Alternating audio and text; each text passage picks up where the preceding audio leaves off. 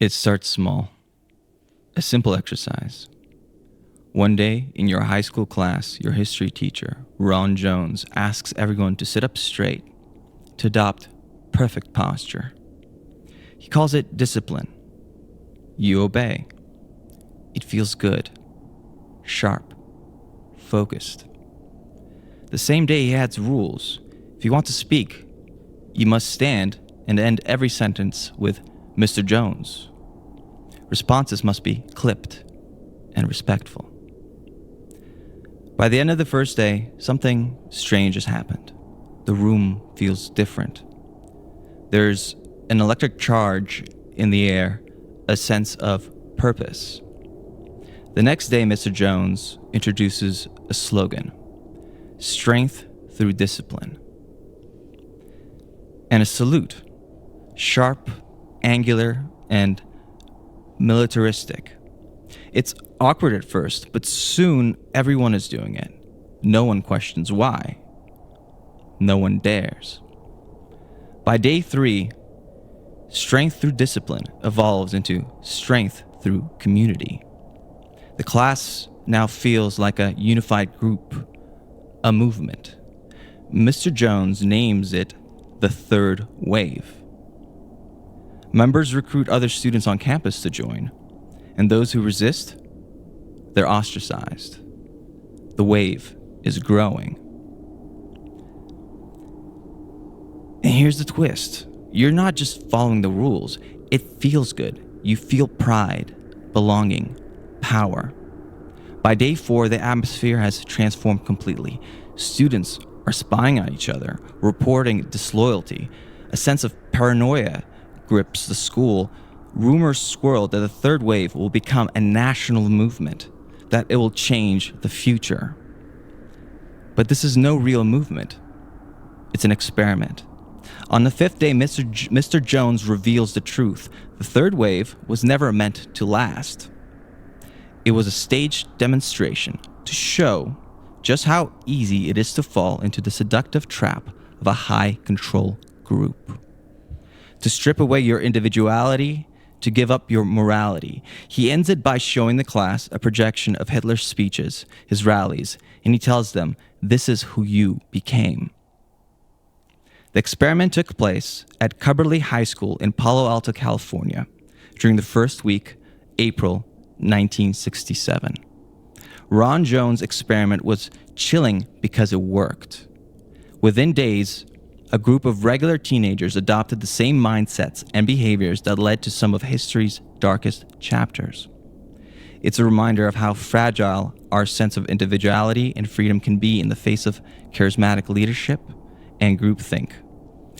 Today we're going to break down the tactics that made the third wave and real-life high-control groups so effective and so terrifying. From the intoxicating power of identity to the ease of silencing dissent, we'll uncover the psychological traps that make cults, movements, and authoritarian regimes so dangerously compelling. Hopefully, once you learn to see the strings, you will never fall prey to the puppet master.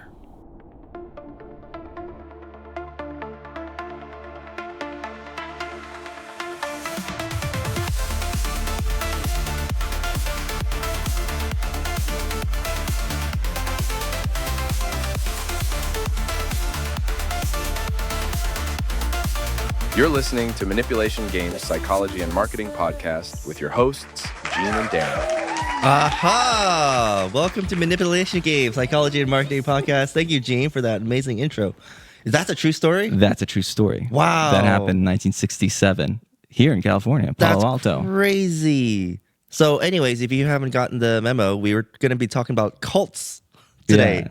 Yeah. Today's topic, starting a cult. Oh, wow. That's awesome. Okay, starting a cult, the psychological tactics high control groups use to terminate thought. Ooh, terminate thought. Yeah, terminate thought. It came from one of the books that comes into brainwashing and programming. They kept using this word, terminating thought. That's such a crazy way to think about it because, you think about speech, you can always censor people, right? But this goes beyond censoring. This goes at your brain level where you're literally canceling what you're thinking. And in through manipulation. And in the last section of today's talk, we're going to talk about thought-terminating language. Whoa. All right. And Okay. So, Gene, this is kind of scary. We're entering a kind of a scary territory here because obviously we don't want people to start cults. For our dear listeners, we don't want you to go out there and become cult leaders. But this is important. Why, Gene?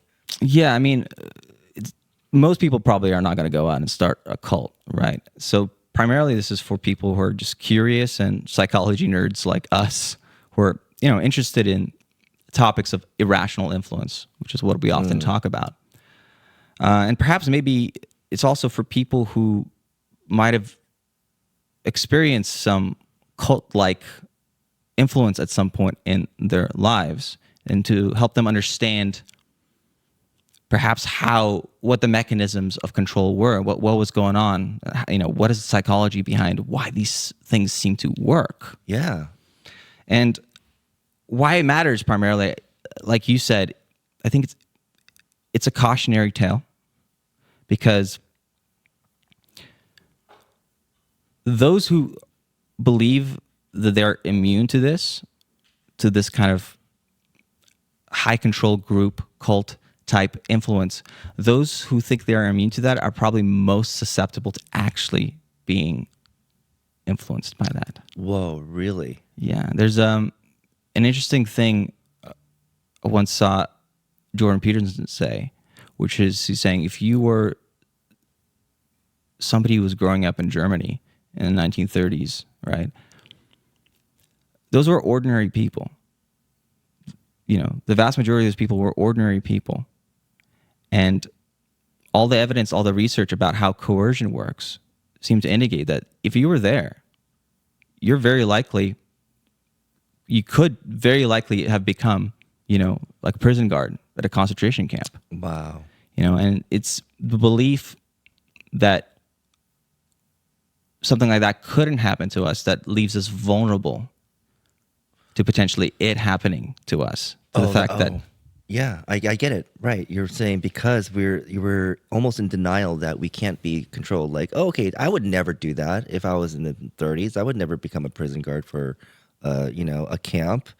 But because that we're so incapable of probably even just recognizing these tactics that people use, these cult leaders use, that it's really important for us to get to know these tactics and also just not so blindly say that, we're not susceptible to these manipulation games, as we like to call them. I assume most of us believe that we are good people, fundamentally, right?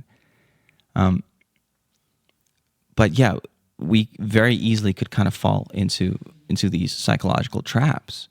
And we see it working, right? There's been experiments done, like the Milgram experiment that happened kind of after this, where people were put in a situation where an authority figure would tell them to shock a human being, right? And eventually they shock the human being to death, right? Yeah. It's staged. At the end of the experiment, it turns out it wasn't a real scenario, but essentially they were basically told to correct somebody when they were answering questions wrong by shocking them and keep increasing the level. So I heard about this. Can you explain exactly what happened in this experiment? So it's one of a number of experiments that came up in psychology when people were trying to figure out what happened. This is post World War II, and people were wondering how did the German people get taken in by this movement, the Nazi movement, to do these terrible things. And the Milgram experiment, it wouldn't be allowed to be conducted anymore because it turns out it was pretty traumatic for the people who were in it. But essentially, you had a person in a lab coat who was taking in participants to do a study, and your job was to essentially quiz somebody, ask them questions, and you had a little knob, and if somebody answered questions wrong, you would have to dial up the electricity, and the more they answered wrong over time, you would gradually dial up the electricity, eventually ending up to the person where somebody's begging you not to shock them. Wow. Right? Well, and the authority figure in the room would tell you, you must keep going. Wow. The experiment must continue.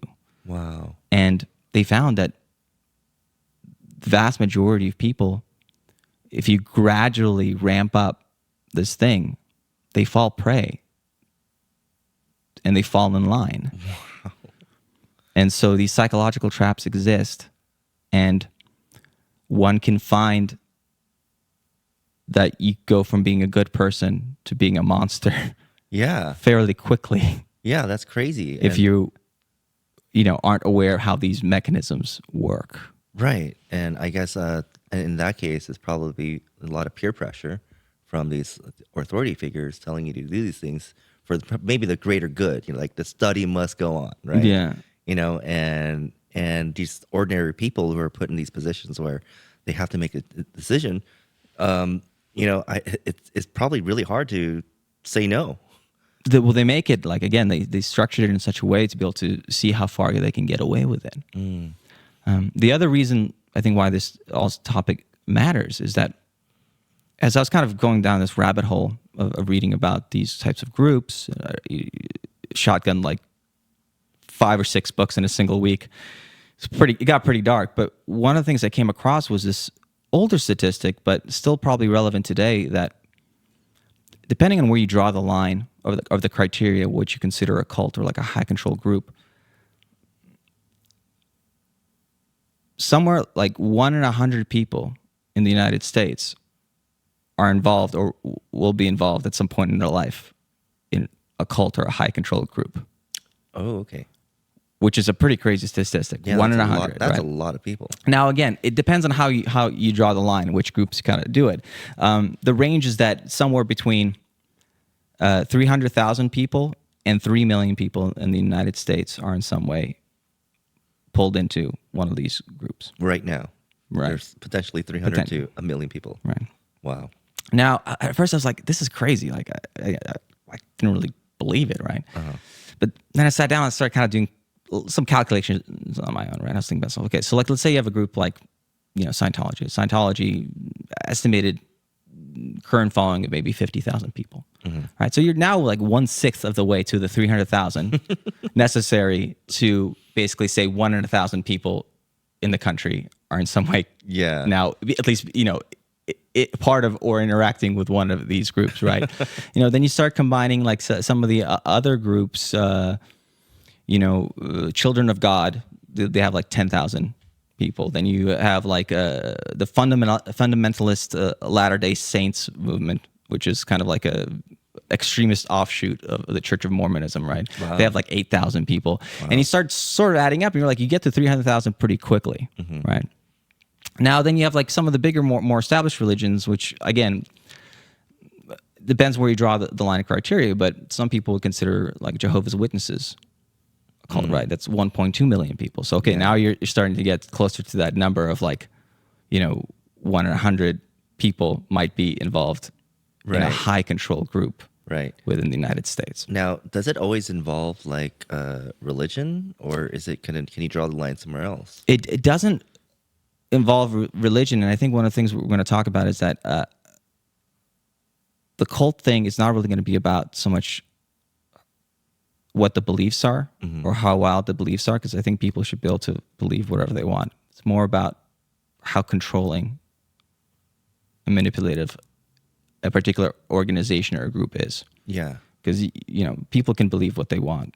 There's a freedom to do so in the country. So, and it doesn't necessarily have to be a religious group. There are definitely groups that are participating in some of these tactics that are entirely not religious, including, there's some interesting things where there are things that are cult-ish, like fitness cults potentially might fall under this category. Like certainly yoga groups might fall under this category, where maybe it's spiritual, it's a little bit something else. Yeah, it's not necessarily like talking about a deity or some sort of supernatural aspect to it. And so in that sense, if you're thinking about it from the standpoint of not beliefs but the tactics, then maybe some of these groups are not religious at all. Yeah, I mean, I'm just thinking about like, okay, I'm just thinking, okay, even corporations probably are susceptible to these kind of tactics too, right? Or the employees, because you hear a lot of the techniques that companies use to get employees to do what they want. You have to deploy a lot of these like manipulation kind of things, like coming up with a slogan or Slogans, or yeah. rules, Rules. and philosophy, mission statements, Yeah. and all that stuff. That indoctrination is always like instilled upon employees. I feel like. And in the third section of this talk, kind of at the end, we're going to talk about the language of kind of cult-like groups, and how using language actually changes people's like lives, right? And how they behave. All right, let's dive into this. All right. And then I guess lastly, a good why for like why we're talking about this is that it's also essentially the culmination of a lot of the themes we've been talking about so far on the show, and the kind of the epitome of the ultimate manipulation game is a cult. Yeah. Right. So combining all these things that we've talked about, like charisma, and how charisma is the marrying of the projection of power and warmth. Right. The ideas of emotional contagion, the ideas of creating intimacy by creating a bubble with a person as a charismatic leader. Mm-hmm. Hypnosis, and how descriptive language can affect people's subjective experience, put them into trances, and rewire their associations with things. The power of oratory, like in ancient Rome, how words and advertising kind of shift our ideas. Yeah. Ideas like glamour in terms of like creating access to a hidden world through just limited images that kind of hint at something, right? Yeah. All these things kind of come into play. And as we talk about what people like Jim Jones and Charles Manson and organizations like Heaven's Gate were doing, is they are tapping into these different mechanisms. And these mechanisms, I guess I like this word lately, of irrational influence. Yeah, I love that term too, because that goes against the grain of logic, right? And I think that's what we've been dishing out the formulas. And so this is kind of like the culmination, the graduation party, I guess, of people listening to our podcast, like how to put everything together to form the ultimate manipulation game, which is a cult. A cult, yeah. Okay, so the general structure, I think, as we're going to go through this, again, we've often talked about the three spheres of manipulation. So self-manipulation, the manipulation of others, and then mass manipulation. Again, we work in advertising, so we often think about mass manipulation, how you can send something out into the world and like a message, and how it can affect a lot of people. So that's going to be kind of the general trend as we move through these topics. All right. So to start, some useful ways to think about cults. There's this theme of control that is pretty important to kind of get an understanding of both us and how these groups can work. Many people feel like their lives are out of control. Oftentimes people who like reach to try to like maybe like learn manipulation and influence, right? What they're really doing is that they're trying to essentially in some way take control of their own destiny and potentially malevolently take control of somebody else's destiny. Right? A lot of times people learn manipulation to like maybe like be a great salesman or something, right? Mm-hmm. So in that sense, you're trying to take control of your destiny by your financial destiny of becoming successful in your career. Mm-hmm. So there's this constant thing where human beings in many situations feel vulnerable when they are out of control. And there's this search to gain a sense of control in many situations. Many of the cult groups that kind of came about that we are going to talk about came about during a time that, at least I guess in the people who research new religious movements, they call it the Fourth Awakening, which is there's been multiple like times, especially in U.S. history, where there's been like huge amount of groups that kind of form as a result of something. In our personal conversations, we've talked about the cultural trauma of the nuclear bomb. right? How when the nuclear bomb appeared, it created a massive cultural trauma where all of a sudden people were living in a world where it can blink out of existence in 1 second. Oh, it totally like Right. Fallout, like duck and cover. It's just like, Yeah. it just became, I mean, it really hasn't changed much now, but for some reason when it first happened, those couple of decades afterwards, the 50s and the 60s, was a time where there was a huge cultural shift where you had like the 1950s hipster movement, the idea of live fast, die young. Just it showed up in culture through the beat movement, through hippies, through everything. People were like, okay, well, if the world's going to end tomorrow, why don't we just live to the fullest? That's There's no tomorrow. So that there's makes this so much major sense. cultural trauma that happened. And so the fourth great awakening of these kind of new religious movements in some ways also lines up with that cultural trauma. Again, the sense of like people losing their sense of control, and people are grasping to somehow gain control in their lives. Yeah, interesting. So for a cult to occur, it requires not only for there to be like a cult leader who's trying to gain control over the lives of the people around them, but it's also requires people seeking to take control of their own destiny. Wow. So it goes two ways. Like you need a population of people who are willing to participate or want something where they want to gain control. But again, to your point, that makes a lot of sense because I think we saw a lot of cults being birthed around that time as well, after the post-nuclear kind of. Well, exactly. Yeah. That's a lot of the peak was 50s, 60s, and 70s. Absolutely. And so most people are not joining or becoming part of these groups seeking to be controlled by somebody. They're usually actually coming to these groups because they themselves are seeking to gain control over their own destiny, over their own life. Okay. You know, you join these groups because you are trying to either better yourself or try to create some sort of influence or try to gain some sense of control over your own life. And all of a sudden, it goes haywire.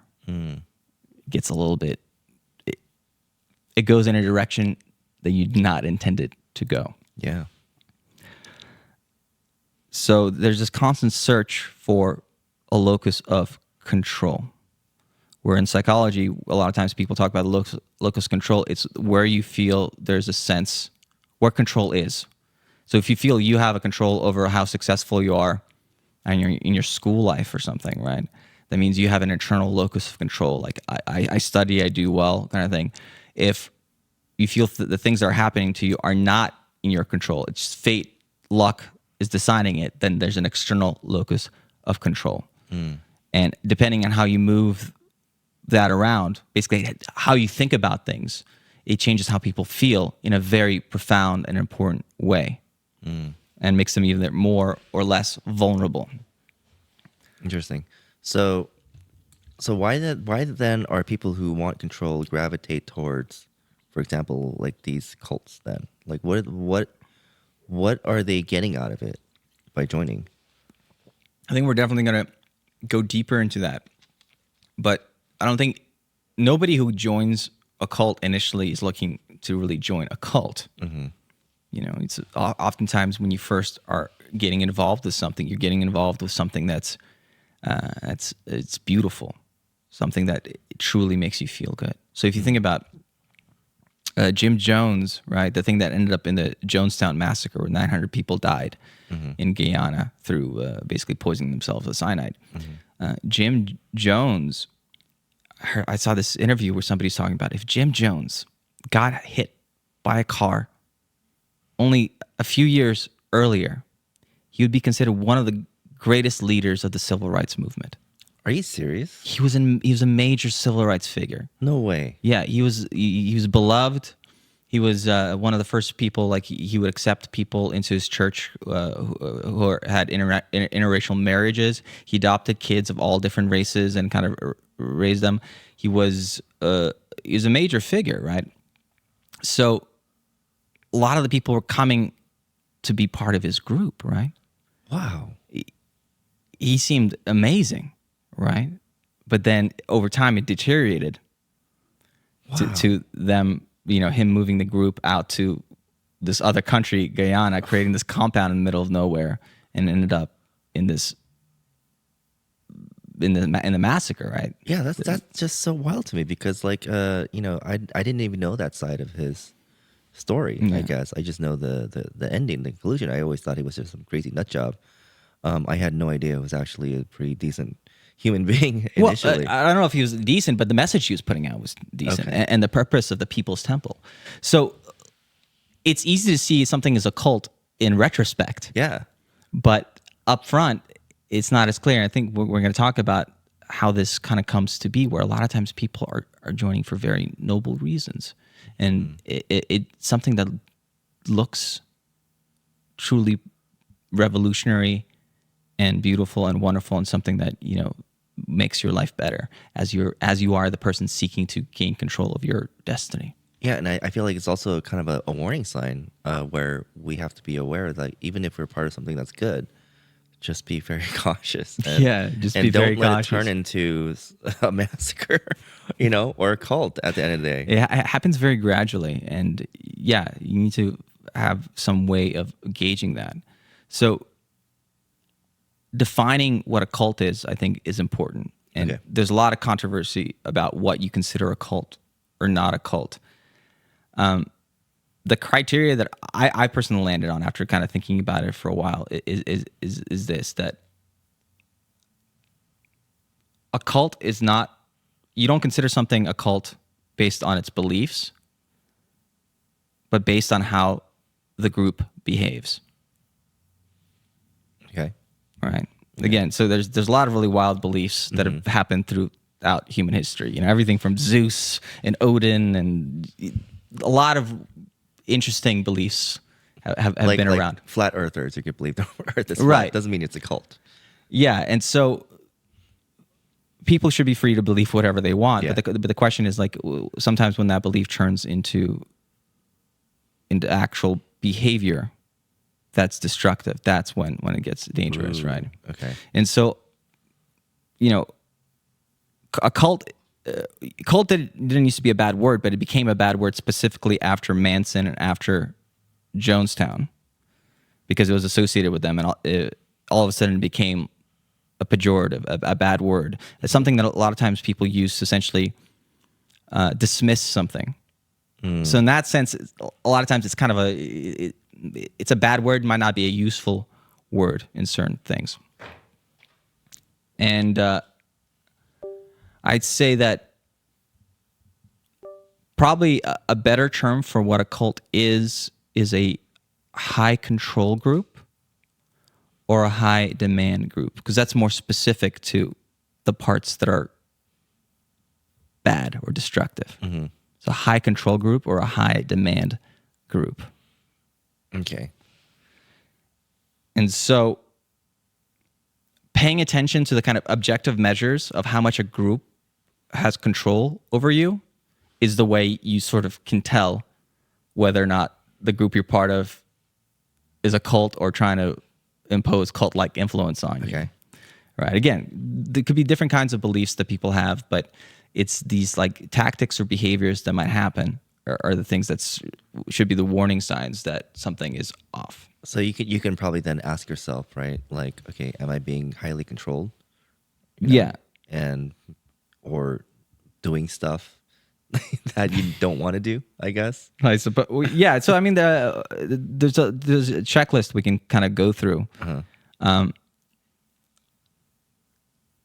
the idea is this: the reason I don't want to kind of crash down on beliefs is that if you believe in pink unicorns that live in a magical forest, and they whisper in your ear every day to be a better member of your community, to strive and be courageous and succeed, and in your relationships, in your finances, in your career, in all aspects of your life, it brings you peace and joy. That's a wonderful belief to have, right? And as long as that belief is not turning into some sort of objectively destructive behavior, if that belief helps, then hell yes. That's something that we can get behind, because we're all delusional in some way. Our brains are constantly making shortcuts and cognitive errors about like everything. We think we see the truth, but we don't. And so if there's a delusion you can adopt that makes your life better, and you're able to kind of keep an eye objectively on like what results it manifests in your life, and objectively how you behave, right? Why not believe that you have a destiny and a purpose if it's getting you out of bed and getting you out there to be courageous and try to actually do good in the world, right? So sometimes, people have beliefs for a reason. It helps. It really, it helps people, right? And so, but again, it's these certain behaviors that might kind of get people into trouble.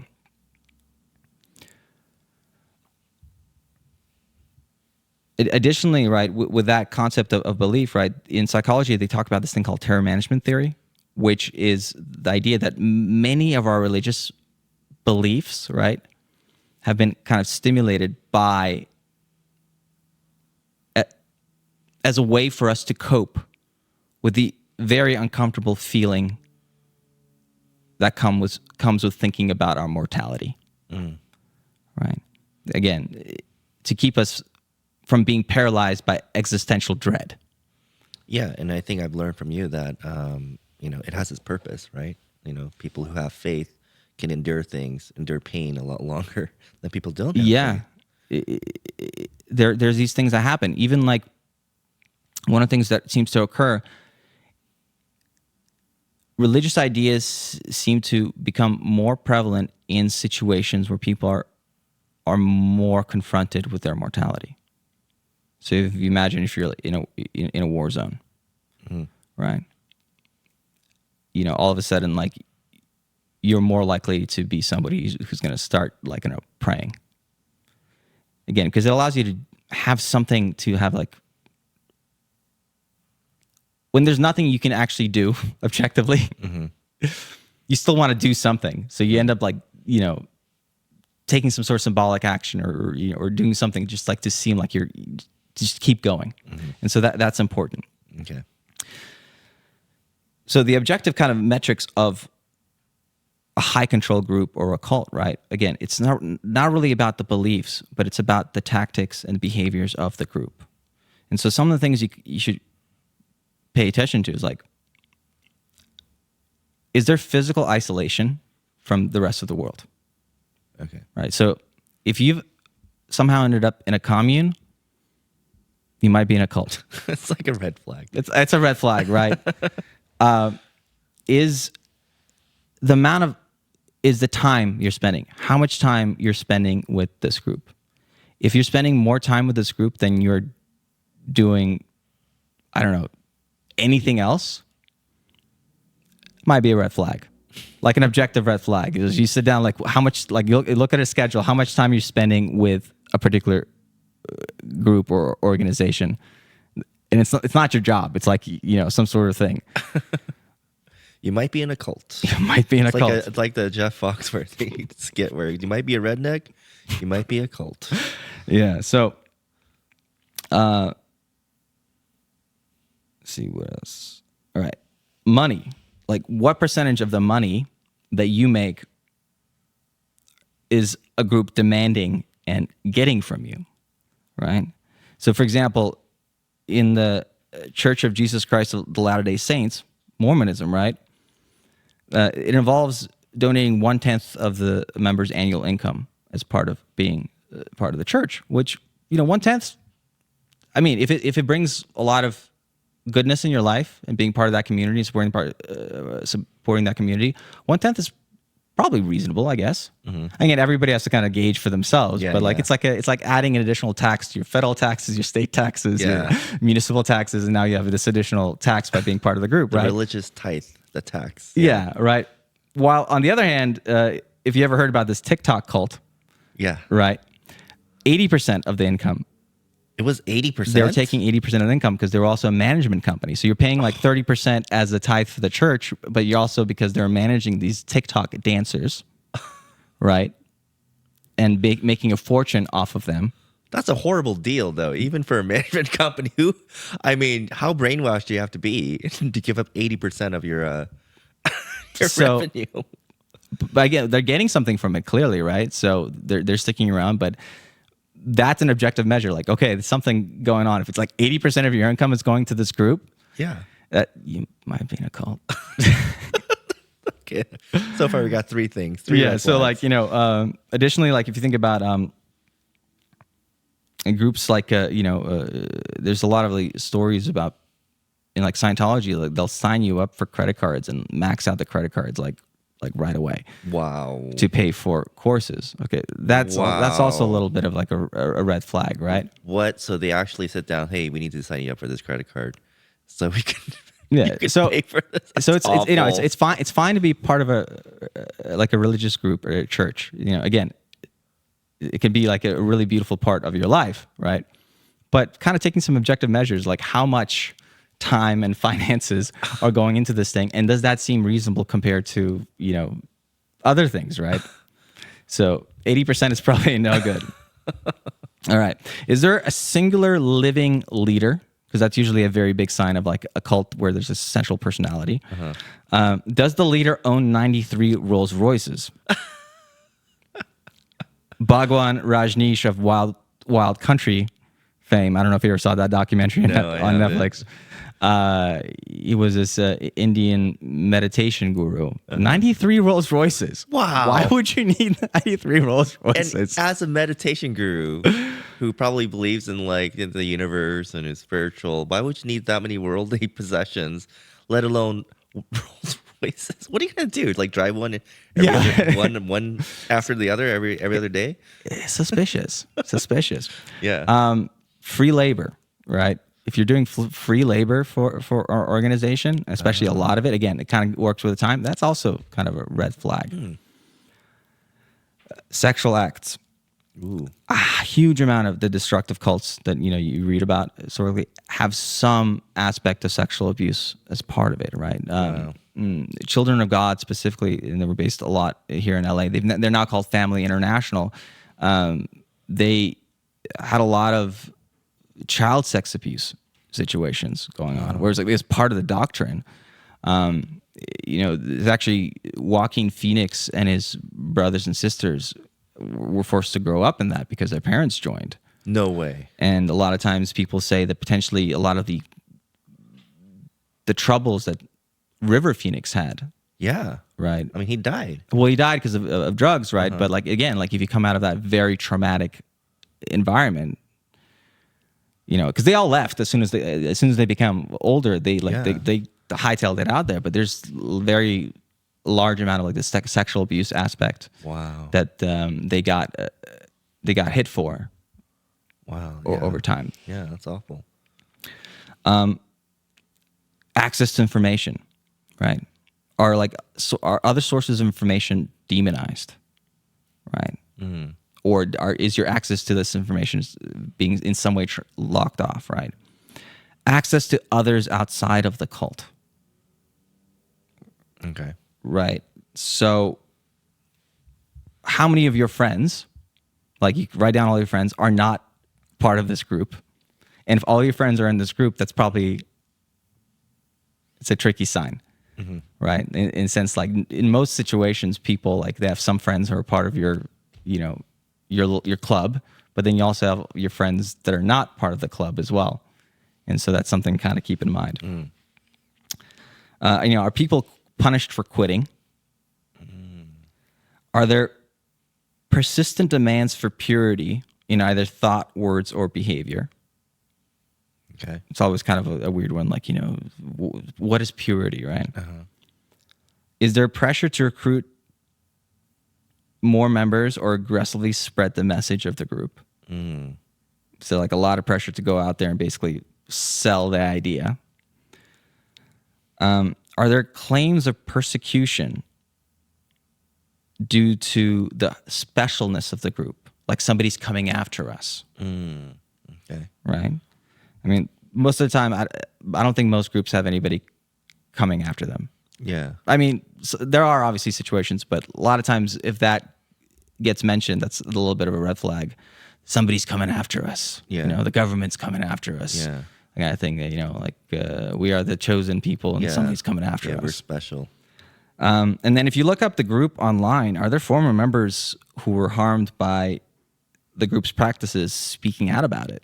Because generally for a lot of these groups, eventually some people leave and they speak out. And so one of the things, if those things even pop up online, chances are like, okay, there's something odd about the group. Yeah. You might not have witnessed it yourself yet.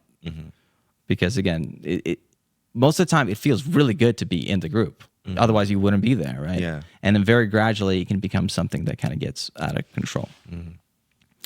So that's like a little checklist I put together as I was kind of going through the different things. Yeah. Was reading a lot about the kind of the deprogrammers, or the people who work, the exit counselors, the people who help people get out of cults. And those are some of the things that we're kind of looking at as, again, objective criteria, separated from like beliefs of like, are these tactics being used on you? Yeah. No, that was a very good list, because again, it really helped me understand or delineate, like, okay, draw the line between what is a cult and not a cult. Because I was kind of thinking in my head, okay, does that apply to like, politics, or churches? And a lot of them do, but a lot of them don't, and so it made me feel a little better about, okay, these aren't really cults, but I can see where, if you get punished for leaving, right? Then it's like, that's a little weird. That's a little odd, or if you're giving, the combinations of all of those things, is just adds up to being in a cult where you're just being controlled or manipulated to a point where, there's other organizations where, okay, maybe if you leave like I don't know, like a country club or something, you don't get to play golf there anymore. Maybe that's a form of punishment, or people don't look at you the same, but it's not a cult, right? It's like, well, it's not a high control group. They're not using these tactics. Yeah. Again, like you could be very passionate about a particular political party. You could be very passionate about a church or some organization or a charity or something. But if there's some of the objective measures you're taking about how that group is influencing you are crossing some of these thresholds, like, okay, there might be cause for concern. Yeah. Or just kind of be aware of it. Right. The interesting thing that kind of came up that surprised me was that who are the type of people who get pulled into cults? And psychologist Margaret Singer, who was a big kind of expert on these types of groups, she wrote and studied a lot about who these people are. And for the most part, normal, average people join cults. Research indicates that approximately 2/3 of cult members are psychologically healthy people that come from normal families. 2/3. The remaining third are likely to have depressive symptoms, usually related to a personal loss. Perhaps a death in the family, failed romantic relationships, or career troubles. So it's not like, I think there might be like this misconception that, psychologically disturbed people are more likely to be in cults. A very small percentage of them are. And a big part of it is that cults are not looking to recruit psychologically disturbed people.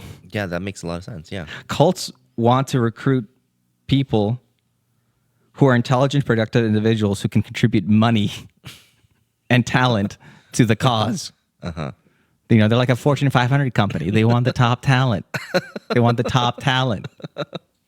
And so if normal people are the ones who are joining the cult, right, you have to start thinking about stuff like, so like, what is happening? Like, like that seems, again, when you're on the outside, you're like, this is insane. How can somebody become part of it? And you have to keep in mind, again, we greatly overestimate how much we can resist some of these mechanisms of manipulation. And people are drawn, to these groups for like noble reasons oftentimes that have nothing to do with anything to do that has to do with like religious stuff.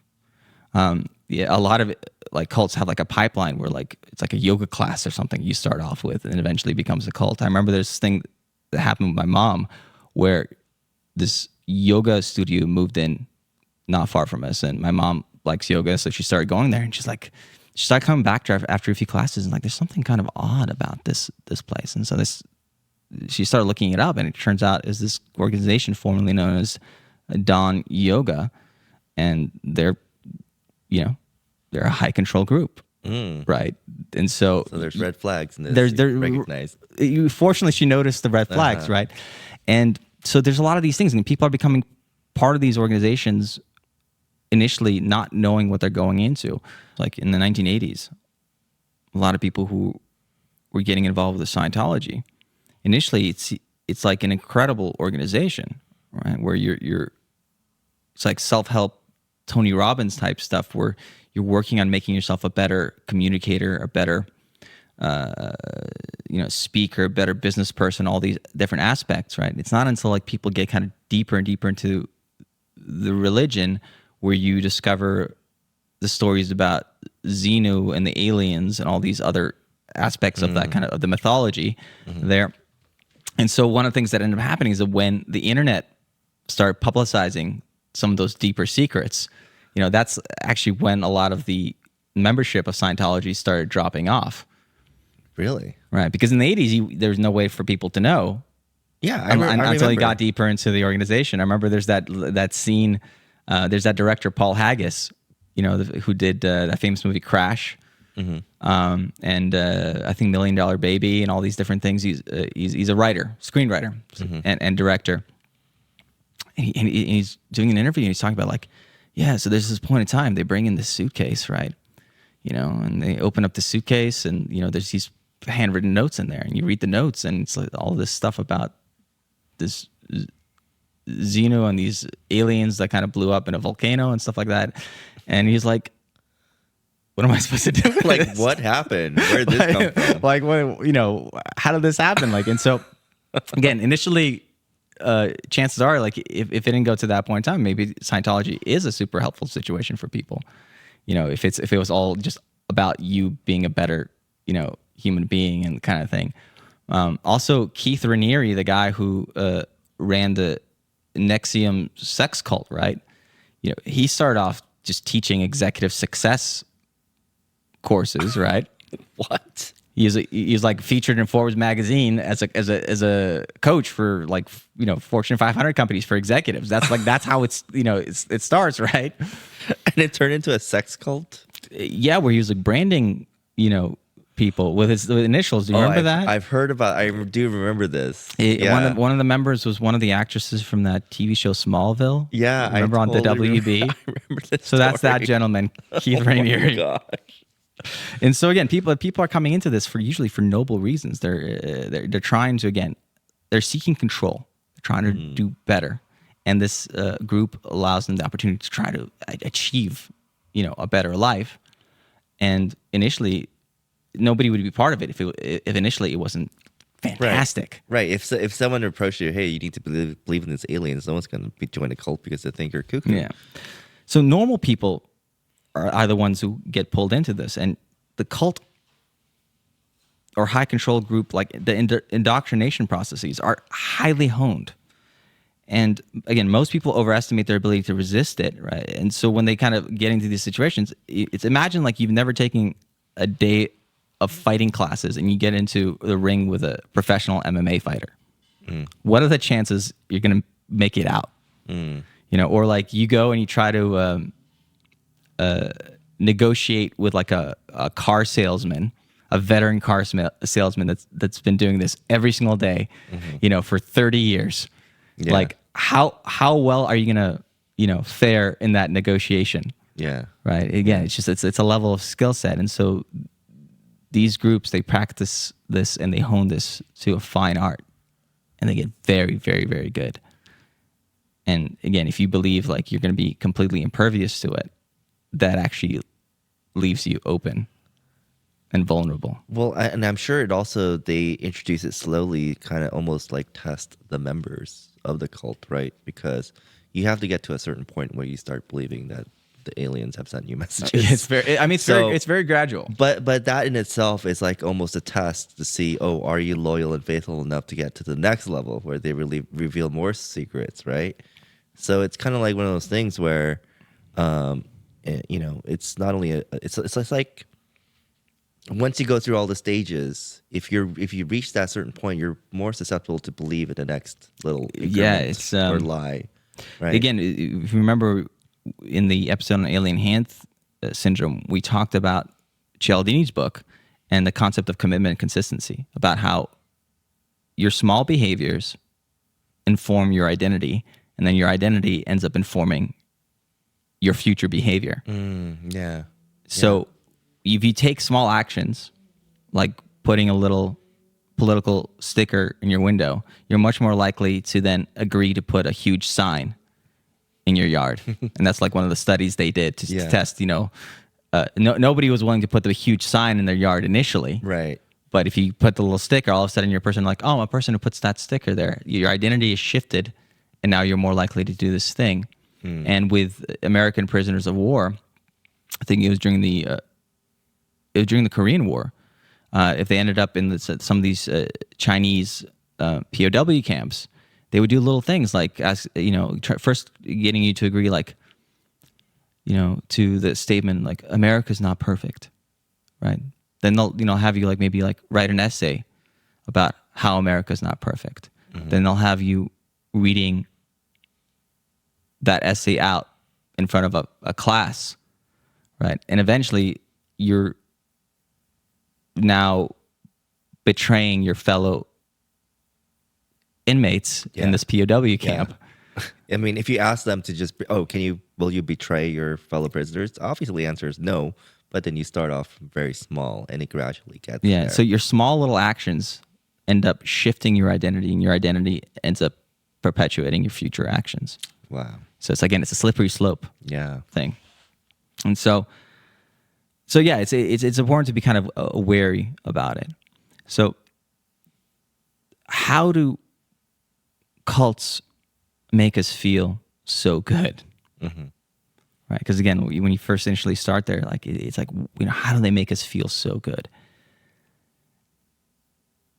And I was able to boil it down to essentially there's two main aspects to the recipe.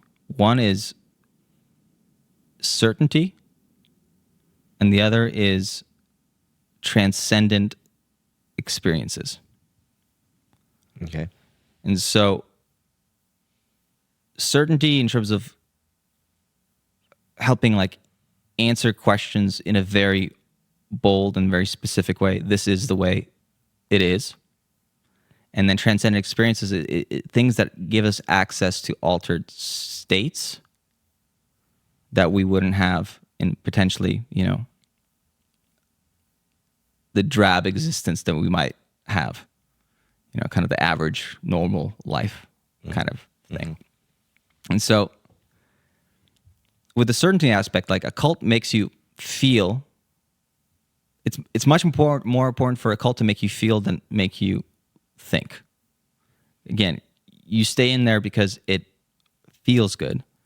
In the deprogramming book I was reading, a lot of the failed situations where families trying to have an intervention, try to pull somebody out, were in situations where, for example, somebody had like a very high status in the group or had some sort of access to like, they're part of the group, and now essentially they have a bunch of like sex slaves and groupies and stuff like that. And those people wouldn't leave because I guess for them, whatever the feeling they were getting, whatever the emotional benefit they were getting from the group was too high to leave, right? In a lot of cases when it's already gotten to a stage where a person's being used, the interventions, once the person kind of was helped to start thinking again, we're able to kind of get out. So a lot of about is the feeling, right? And the certainty kind of helps with that, where one of the ways to interpret the concept of what spirituality is simply assigning meaning to life events, where that this is not all random and we are not alone. So a lot of the spiritual ideas and thoughts, that's what helps us answer those questions in some way. And it feels a lot better to us to have an answer like that.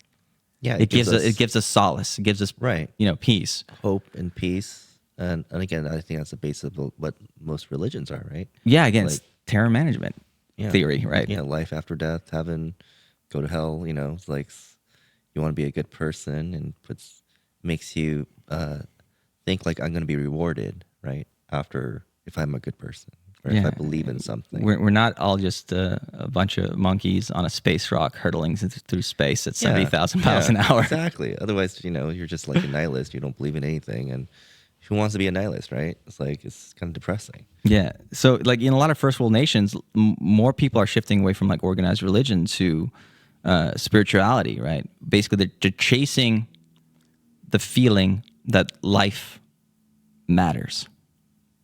And they're chasing ideas and thoughts that help, again, give them that feeling that life matters, which is, again, it's important. Like life should be a magical, wonderful journey. You got one life. Should be, again, choose your delusions carefully. But if it helps to believe that you have a wonderful, destiny, that you can, try to make good change in the world, that's awesome. Yeah. Right. So that helps a lot. And so the certainty kind of comes into play where these groups are providing meaning, they're providing purpose, they're providing community, and they're providing ritual, which are basically all the different aspects of the thing. So you're like, okay, meaning, like why this is, purpose, like what you're doing, community, like who you're doing it with, and ritual is like how you do it, like what are the actions you're acting out to move whatever purpose forward is. And so it feels good to have that certainty sometimes. It feels good to have a guidebook, an owner's manual, right? Yeah. Totally. And we as human beings are overwhelmed by choices. Choices are cognitively difficult. In the alien hand syndrome episode, we talked about how choices make people feel uncomfortable. People like to have the illusion that they have a choice, but it's so much work to make a choice, right? Yeah. It makes me think about all these different situations I have, like just like in my normal life, where like, generally speaking, like my wife expects me to like choose, like whenever we go out to a restaurant, to choose what restaurant we're going to or whatever it is, because she doesn't really want to make the choice. And she tells me, like, I don't want to think about it. I don't make a choice. But even like, when you end up at a restaurant, like we go to a sushi restaurant, like I love when they have the omakase on the menu, basically the chef's a curated thing. Because then that way I don't have to figure out like which 8 sushi rolls I have to make. I'm just like, okay, I'm just here to enjoy the experience. Just give me the omakase, right? Exactly. So choices are cognitively difficult, and it just feels so good in many situations not to have to make choices or have a very easy choice to make. Yeah. And so it reminds me of like that movie Shawshank Redemption, where Morgan Freeman's character, right? Like, or there's a couple of characters who come out of prison, right? And if you're in prison and you've been wearing the same clothes every single day, and you go to the bathroom at the same time, and you have your physical walk at the same time, and everything is directed within this environment. Yeah. When you get out of prison, it's very difficult to adapt to the aspect of making choices. Yeah, it's very true. It's almost overwhelming because It's very overwhelming. There's a very poignant scene where you just look confused because he just didn't know what to do. He couldn't decide. Yeah, it's so hard. Like if every choice has been made for you, you actually get out of the habit of making choices, and you actually freeze. And one way that actually kind of comes to play is that I'm from Ukraine, which is a former Soviet country, and one of the things that I've personally witnessed is a lot of the older people, like if you go to a restaurant, they can't look at a menu. Really? They can't make a decision. Like, no, it's just like they never, like, first of all, they didn't have restaurants in the Soviet Union. God. Right. And even when you went to the grocery store, there was one brand of butter. There was one brand of jam. There was one brand of whatever, you know. Oh you my did not God. like so. And one of the sad things that you see is that a lot of these older people who live through that, right? You drop them off in a modern supermarket, and it causes anxiety. That's so sad. Having to decide between 20 different kinds of salsas or whatever. I don't know. They wouldn't even know what a salsa is. Yeah, But exactly. That's so sad though, that you just don't have any choice anymore, or you never had that choice in this whole generation, or just overwhelmed. They don't know. They you can't get decide you for get out of the themselves. habit of making choices. That kind of reminds me. I was also recently watching a YouTube video of this Cuban guy visiting America, and he married an American woman. But the whole YouTube channel is just him going into like an American grocery store for the first time, and he's looking around like going to like Walmart or something, and he's in tears. Oh my God. Because it's so overwhelming, because he never seen so much abundance or choice, that it's like, wow, that really hit for him, because he never had to. He didn't have 20 different brands of spaghetti sauce that he could pick from. So one of the clues about what is happening to, I guess, a person's mind when they kind of fall into this situation is that the father of deprogramming is this guy named Ted Patrick. He's a guy who basically exit counselor, they call him now, because deprogramming, I guess, has better. But the way he describes the process of deprogramming that actually works is that they're not in any way trying to shift around a person's beliefs about whatever the thing is. Mm-hmm.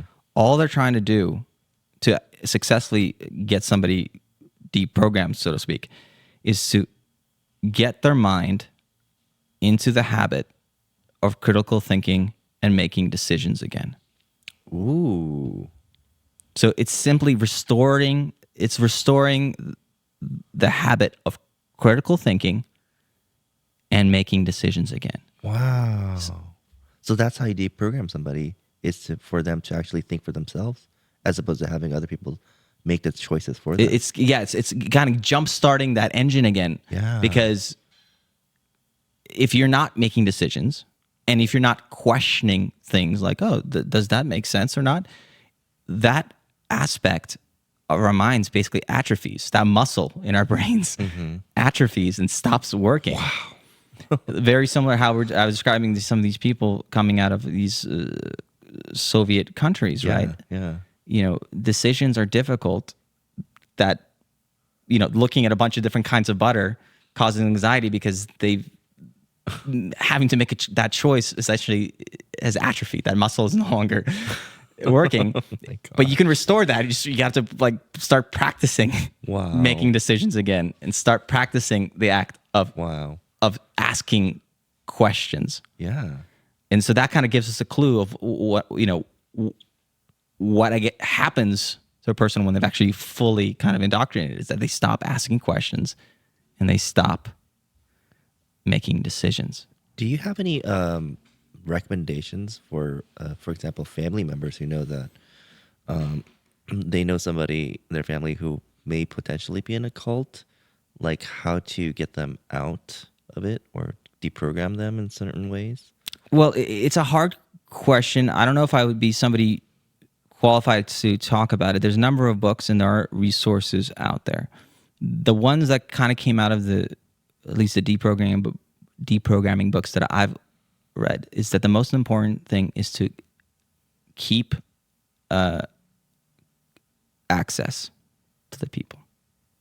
Okay, what do you mean by access? So essentially, as long as there's still access to the person, as long as the person hasn't cut you out of their lives, there's still hope. I see. A lot of times what ends up happening is that, if the high control group is giving a person some sort of emotional benefit where it makes them, I don't know, feel better about their existence, don't attack those beliefs. it's not about the beliefs. It's about the behaviors and the tactics that happen within the group. Right. So it's not about attacking the beliefs. It's just, again, trying to make them aware about the behaviors.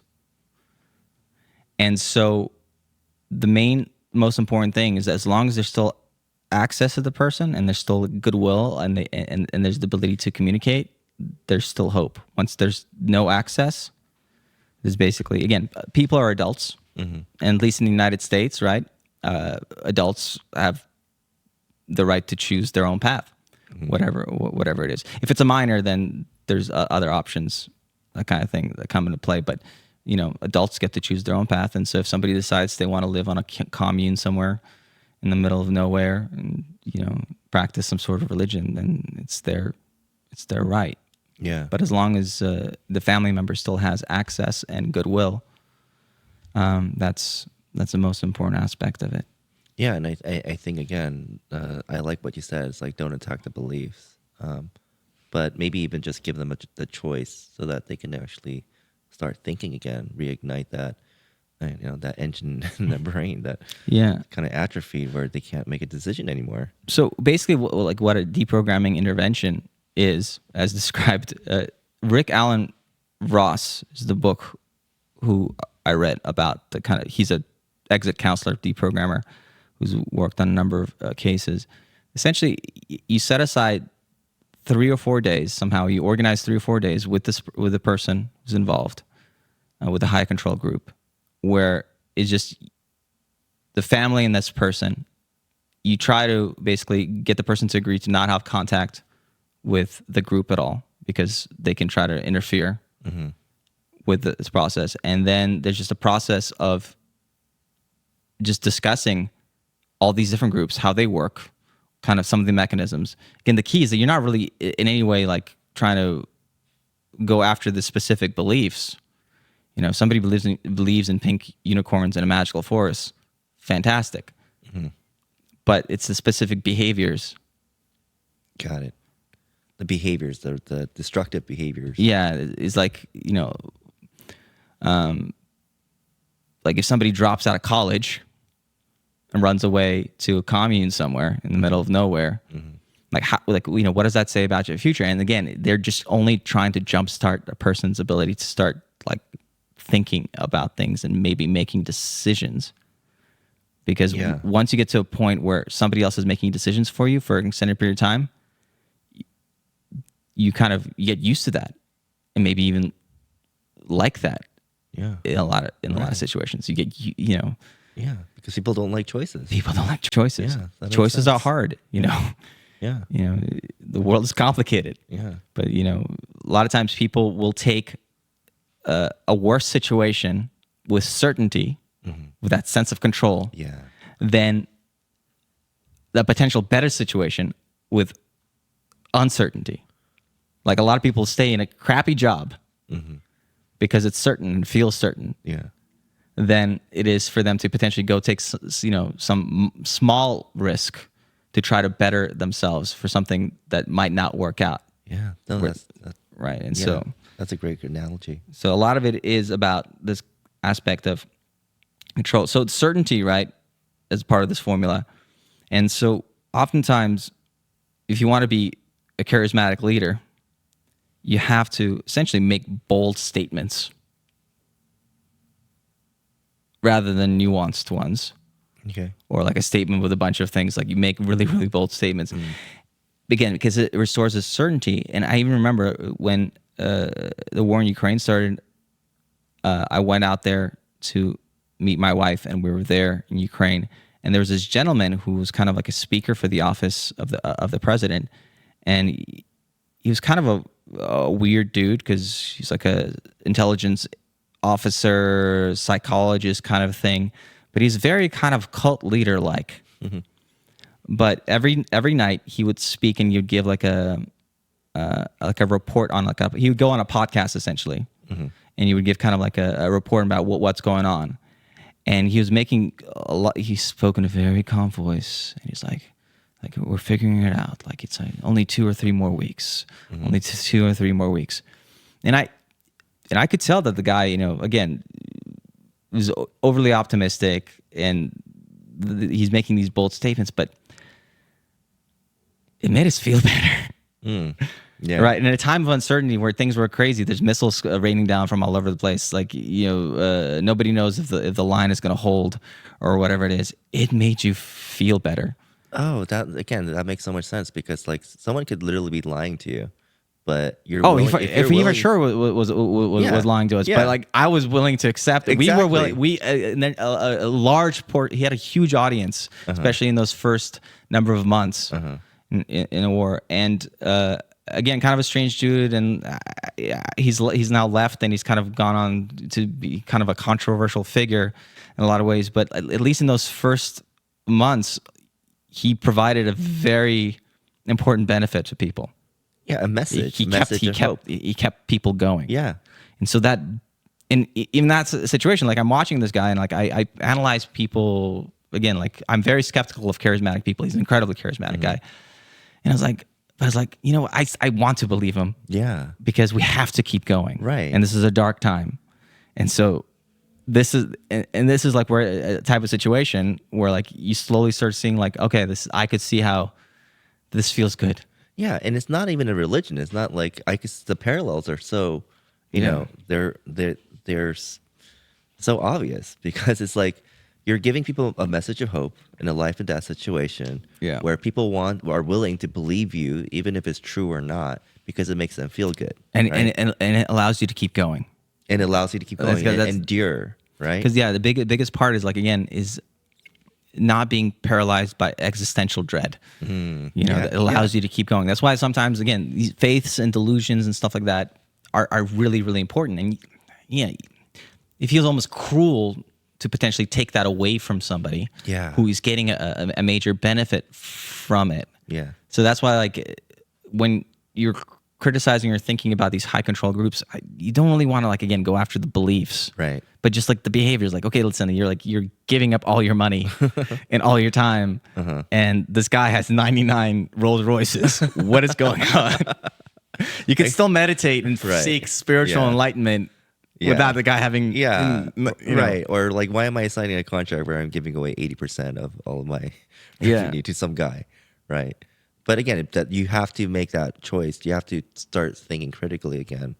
But that's where it all starts. Yeah, but it starts off again with the certainty of people having like that answering a lot of those questions about who you are, why things are happening, what is our destiny, what happens next, what happens after death, how do you get to the heaven of a particular group or whatever it is.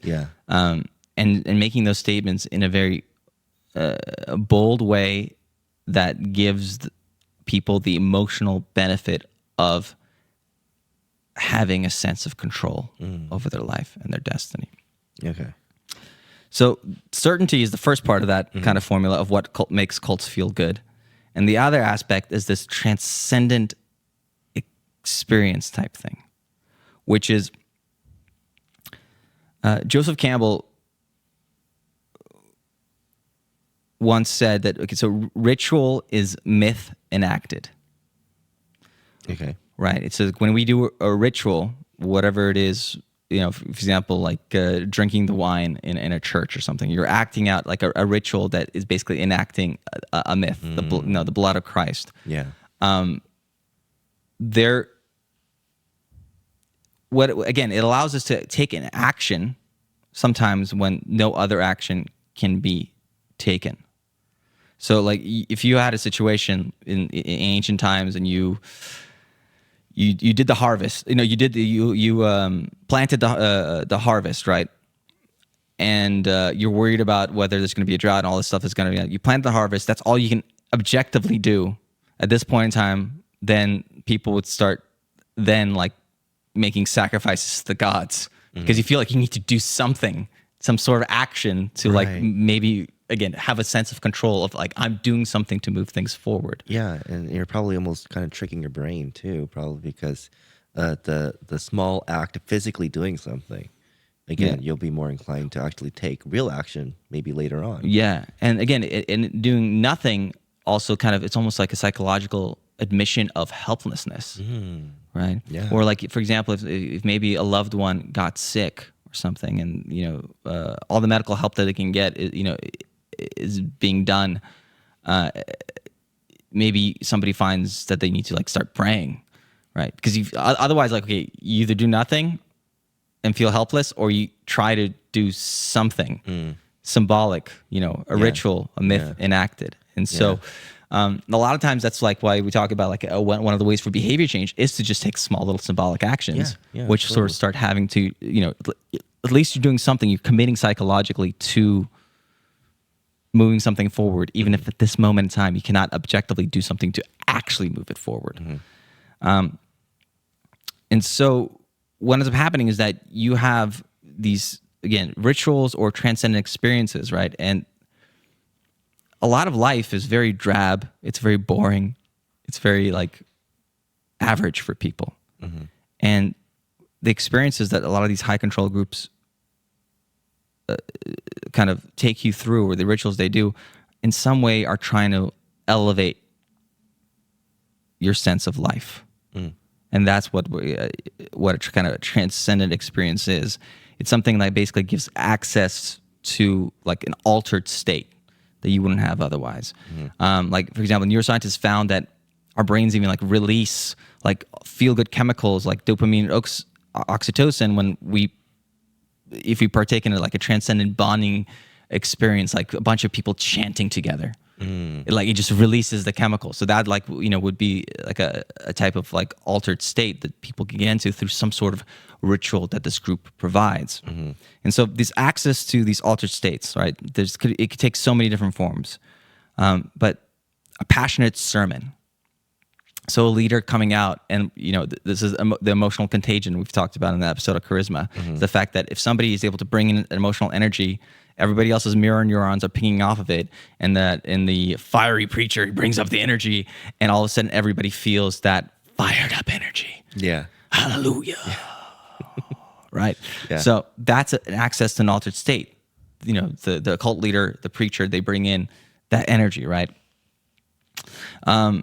Sometimes there's also the creation of the bubble, the personal intimacy, where somebody makes you feel heard for the first time. Again, the difference between a stage charisma and a personal charisma.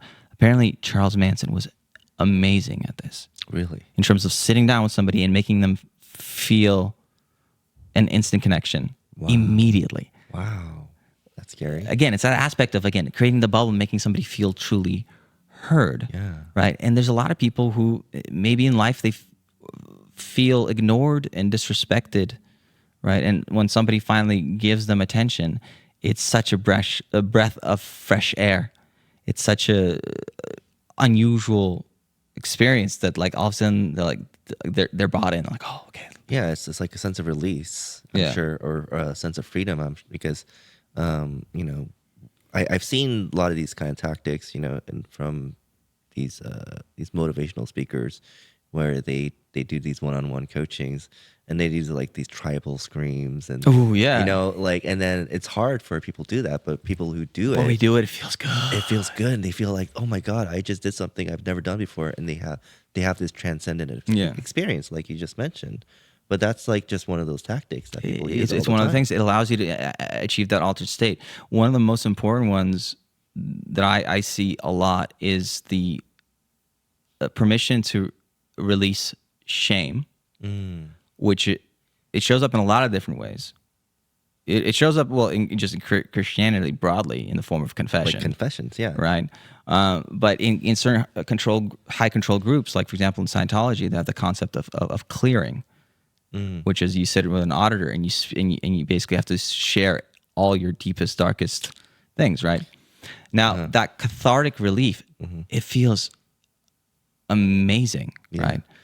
There's a wonderful book, maybe at some point we'll dive into, called Radical Honesty, which is written by a psychologist, where he just talks about the therapeutic power of just speaking all the toxic stuff that's deep inside you and letting it go. A lot of times, there's even potentially even a mechanism in us, where if you're a zebra somewhere in the savannah or whatever, and you see a lion, there's a mechanism in you to need to spread the word to the rest of the group. And with a lot of things in our lives, we keep things bottled up and we don't express things, right? And one moment in time, you might be with a friend and like you guys are super angry at each other to the point where you're at like ready to be at blows with each other, like get into a fight. Yeah.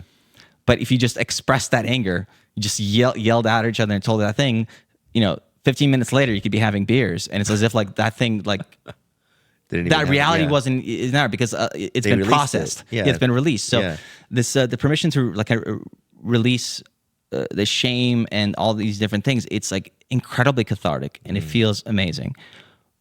But in some situations, they're putting you into this altered state by letting you to have that final freedom to let go.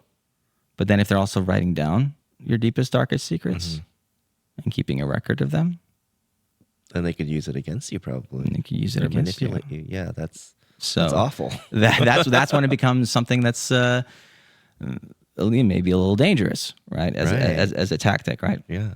And there's a number of different altered experiences like have to do with the mind, like meditation, which when you meditate, like one of the big aspects of meditation is that it eliminates something called nominalization, which is the first time you're a child and you look at everything with childlike wonder, you see a tree. And the first tree you see is like, wow, it's a tree, right? And maybe you see another tree or you see an airplane flying through the sky. Oh, it's an airplane flying through the sky.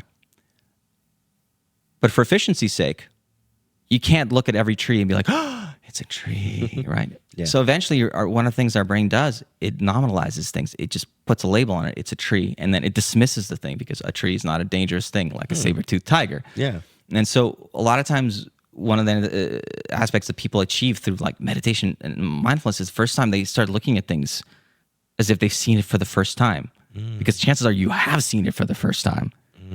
Because most of the time we're processing the environment for things that are dangerous or cause a threat. And all of a sudden you look at this leaf and you're like, oh my God, like all the details of this thing. Like, and so that's like an altered state that sometimes people, when they come out of meditation or yoga classes, like, oh wow.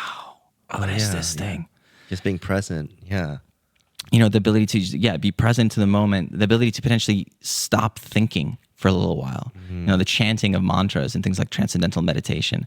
Just like by repeating a mantra over and over again, you actually stop the flood of thoughts, which may or may not be pleasant for people. And again, you achieve this altered state. The ability to eventually achieve ego death, right? Which is this thing that sometimes people talk about when they go on DMT trips, where you lose the sense of separation of yourself and essentially the universe at broad. And you have this sense like everything is one, right? And so now that's an altered state. And, it's probably not a coincidence that a lot of the cult movements also coincided with the appearance of psychedelic drugs. Think about 60s, 70s, and 80s, where they're very prevalent. A lot of these new psychedelic drugs were coming out of universities like Harvard with Timothy Leary. Yeah. Again, achieving these altered states, the sense of oneness on this thing, this transcendent experience. Yeah. But, no, that's totally true. The transcendent experience is definitely one part of this puzzle. Yeah. Right? It's a certainty plus some transcendent experience. Yeah. In the Middle East, the order of Hashashin, where basically the word assassin comes from, were these warriors. Well, I guess they're assassins. The word comes from them, but and they were basically given hashish to get them into this berserker state. Interesting. And then go commit assassinations. Right, and that's where our word assassin comes from. So again, it's a part of this thing. It's just transcendent experience they're reaching, again, to kind of get a control over somebody and then go make them do this kind of crazy thing. That's wild. So, and so breath work where people hype themselves up on oxygen by doing these kind of things, and again, it essentially gets you high. So there's just some there's a mental aspect to these transcendent experiences. Some transcendent experiences could be through physical things, like pain and suffering as a cleansing aspect. You know, there's people, again, there's fitness cults, right? Mm-hmm. Where people go through these like really crazy, grueling physical experiences, and they feel cleansed afterwards. You know, going through some insane CrossFit workout or one of these like mud runner things, and one can argue that they're cultish, cult-like in the transcendent experience you achieve after going through this physical thing. Totally, I can see that connection immediately in these like fitness kind of groups. Yeah. You know, you could obviously like talk about like the boot camp, right, as being something that kind of makes you go through these things. Because if you think about it, like the army is a high control group. Mm-hmm. Obviously, it's a high control group that we formed for a very good reason, which is defending the country. Yeah. But you know, a lot of the same mechanisms kind of come and play in that in that organization, right? Mm-hmm. So physical things like sleep deprivation or sensory deprivation, like at a meditation retreat where you're like fully separated from things, right? Yeah. There's a very unfortunate incident where one of the guys from that movie, The Secret, he was doing I guess some sort of retreat, and he had 3 people die in a sweat lodge. Oh my gosh. Because again, using a sweat lodge, heat, a physical thing, again, try to achieve some sort of transcendent experience. Yeah. In total, I think 18 people had to go to the hospital from whatever this experience was. He had to go to jail for basically negligent homicide, I believe, or something along those lines. James Arthur Ray. You could look it up, but like that's when somebody's seeking to create this transcendent experience when it goes too far. Yeah, is these sweat lodge deaths? Yeah. Obviously, physical practices like yoga or qigong. Like qigong is one of the ways the physical practices of this group called Falun Gong, which is a group coming out of China, but they're also very present here in the United States. You join just to be part of, just to do these exercises. It's kind of like almost Tai Chi type thing. Mm-hmm. That's the entry point, right? a lot of yoga. A lot of certain cults use yoga schools to be kind of the entry point into the thing. To the point where like there's an entire Wikipedia page about the sexual abuse conducted by yoga like leaders. Really? Again, I think that makes so much sense though, because again, people are attracted to going to these kind of like yoga or fitness kind of gurus. Oh, it makes us feel good. They're great. I love yoga. Yeah, people want a transcendent experience, but it's such a interesting kind of arena for all of these potential cultish behaviors to kind of be played out, because you do have, those potential red flags of having a charismatic leader, having those transcending experiences. And then next thing you know, you're being manipulated to do something you don't want to do, but you're already part of the group. You're part of the group. You feel you're in it. Yeah. So you feel good. So you don't want to give it up. But then people can then easily manipulate you because you don't want to give it up, right? Because you want to be part of the group. Because you don't want to be kicked out. Yeah, and you continue, and again, as long as it continues to make you feel good for a certain period of time. And then potentially at some point when you lose that decision-making capacity, then maybe that's when a lot of times things kind of turn more Jonestown-y, where you're doing physical labor for 16 hours a day. Right, like you said. In Guyana. Right. Those red flags, like, are you doing free labor? Yeah. Are you not thinking for yourself, making your own decisions? Are you cutting out your friends and family? Are you isolating yourself, going to a compound? Those are all kind of red flags. In ancient Greece, the Dionysian cults would reach a state called ecstasis. Ooh. Which is where we get the word ecstasy from. Nice. By losing themselves in mad dancing. Right. So, again, the physical aspect. Okay. Transcendent experiences through togetherness. So unity with a congregation through chanting and singing together. Again, like it releases these like neurochemicals. Yeah. A love and acceptance showered on you by a group. You know, the freedom from being lonely and from having a meaningless existence. All of a sudden, you have meaning. You're part of this group. And then, of course, in the 60s and 70s, you know, freedom from societal restrictions, free love, baby, free love. Yeah. Everybody's having orgies, all this stuff like that.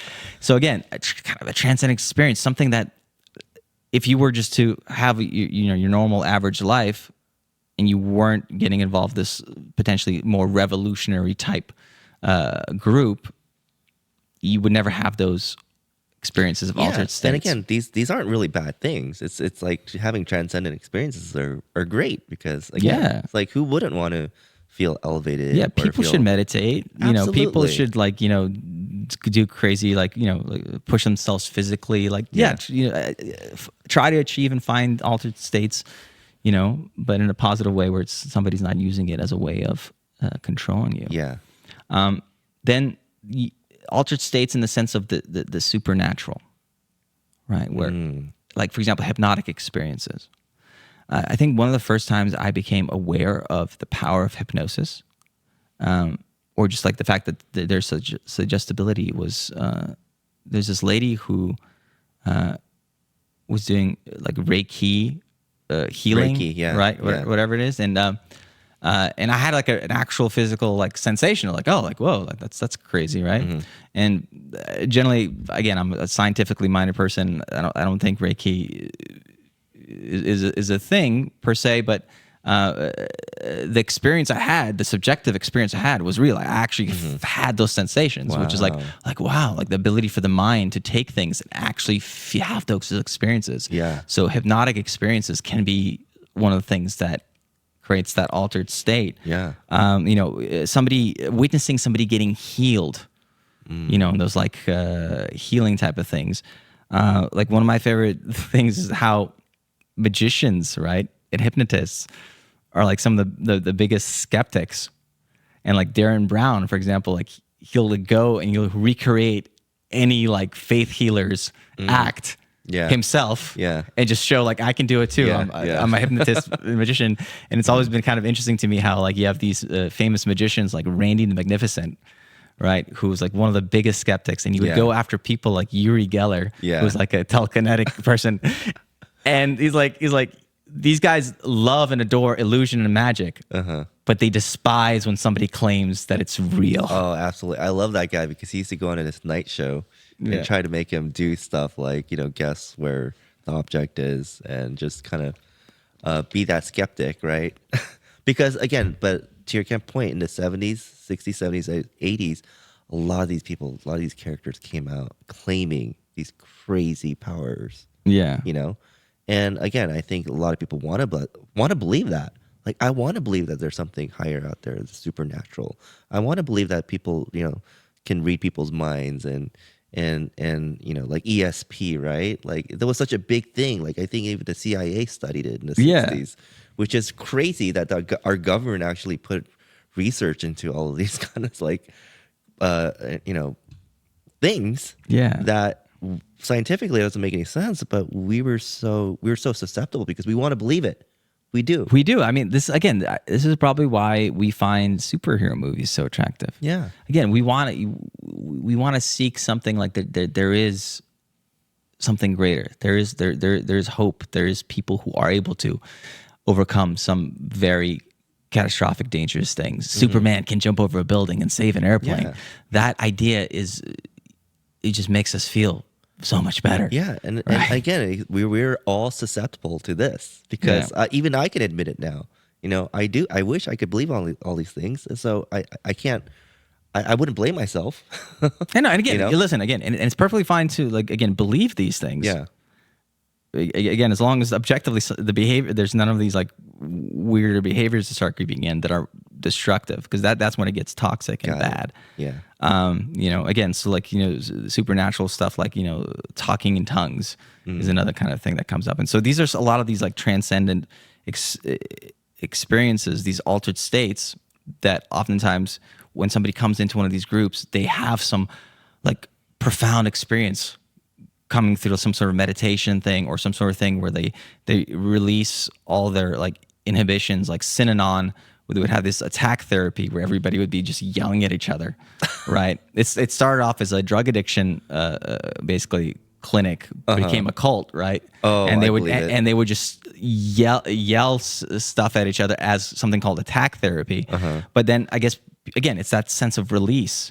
And if you had that, you'd be like, oh my God, this group, this organization gave me this transcendent experience. Yeah, I was just thinking about rehab because I've been to rehab, but I've seen so many of these techniques used in these like rehab kind of groups, or these 12-step programs. Yeah. But a lot of it is like just, you have those transcendent experience because you're confessing again, right? What's your drug of choice? What'd you do? And everyone's like, confessing all their drug use, so it's liberating, right? Say, oh yeah, I was addicted to this, I did this, and then it gets to a point where in these rehab, communities, there's places where people actually go and retreat into like the middle of nowhere on a farm, and then suddenly next thing you know, you're forced to do all these tasks and farm work. But also a lot of it is, and just from what I hear, I haven't been to one of these. From what I hear is like you have to like rat people out. Oh man, a lot. Yeah. Like if there's a lot of peer pressure where there's a lot of punishment involved, right? If you don't do something right, someone can potentially rat you out if you didn't do your chores or your dishes or whatever you're responsible for, and then there will be a form of punishment where you would literally be punished. Like you would have to sit in the corner or stay in this room or something. You know what I mean? It's very Soviet. Or not be able to eat dinner. I know, but it's like there's such awful techniques used for something where you feel like, oh, this should be good for people. They're actually helping people. A lot of people enjoy the help that they're getting. They're getting clean off of drugs or their addictions, but they're also being manipulated. Yeah. Well, for example, Synanon, what its initial goal, right, was it spun off from Alcoholics Anonymous in the sense that Alcoholics Anonymous at that point in time in history did not address people with other drug issues, right? So the initial goal of Synanon, I guess, was to help people with drugs, but then there was a personality, a leader at the center of it, and it ended up becoming a thing where, again, like commune in the middle of nowhere, kind of it got out of control. I can't remember what happened. I think they tried to kill somebody, so eventually they went to the leaders of the group went to prison. Wow. So it went out of control. So like if something like this helps somebody, like for example, get through drug rehab or whatever it is, fantastic. If it's something that then afterwards persists as something that has a controlling effect on your life, then that's shaky. Shaky world. Yeah. Okay, so how cults make us feel so good? It's that certainty, right? And it's that transcendent experience. Now, the tactics of how they can kind of pull you in and control you and the kind of thing, this is kind of where we're starting to head into some specific kind of techniques just to be aware of. And these are not in any particular order. They're just kind of like interesting things that I noticed that connected, like especially across different groups that they've tried. But I think some people would find this interesting. So specific tactics of how cults control us. So this one I just wanted to start with because I just like the name. Flirty fishing. Flirty fishing. And just the general topic of sex in cults, right? Okay. So Children of God, which is that group that Joaquin Phoenix and River Phoenix ended up growing up in because their families joined it, had this policy where the female members were called fisherwomen who would apply their sex appeal on men from outside the cult, basically using sex as a way of spreading the word and seeking donations. What? For the church. Basically, I guess in the Bible, the fisher of men was a sort of word. Okay. I don't really know my Bible That's very a well. stretch. That's a kind of a But so stretch. it got flipped into this thing, right? And so from 1974 until 1987, the members of Children of God had sexual contact with 223,989 people while practicing flirty fishing. The reason we have this number, this exact number, God. is that the women were expected to keep exact records of their fruits, What aka the their heck? successes. Whoa. The financial benefit of flirty fishing soon advanced from mere sexual love to explicit escort servicing. They called it ESing. So flirty fishing, they were calling it FFing, and here they're called. Then it evolved into ESing. So basically, described by David Berg, the cult leader, as making FFing pay. Oh my God. So basically, maximizing as much as they can get out of flirty fishing.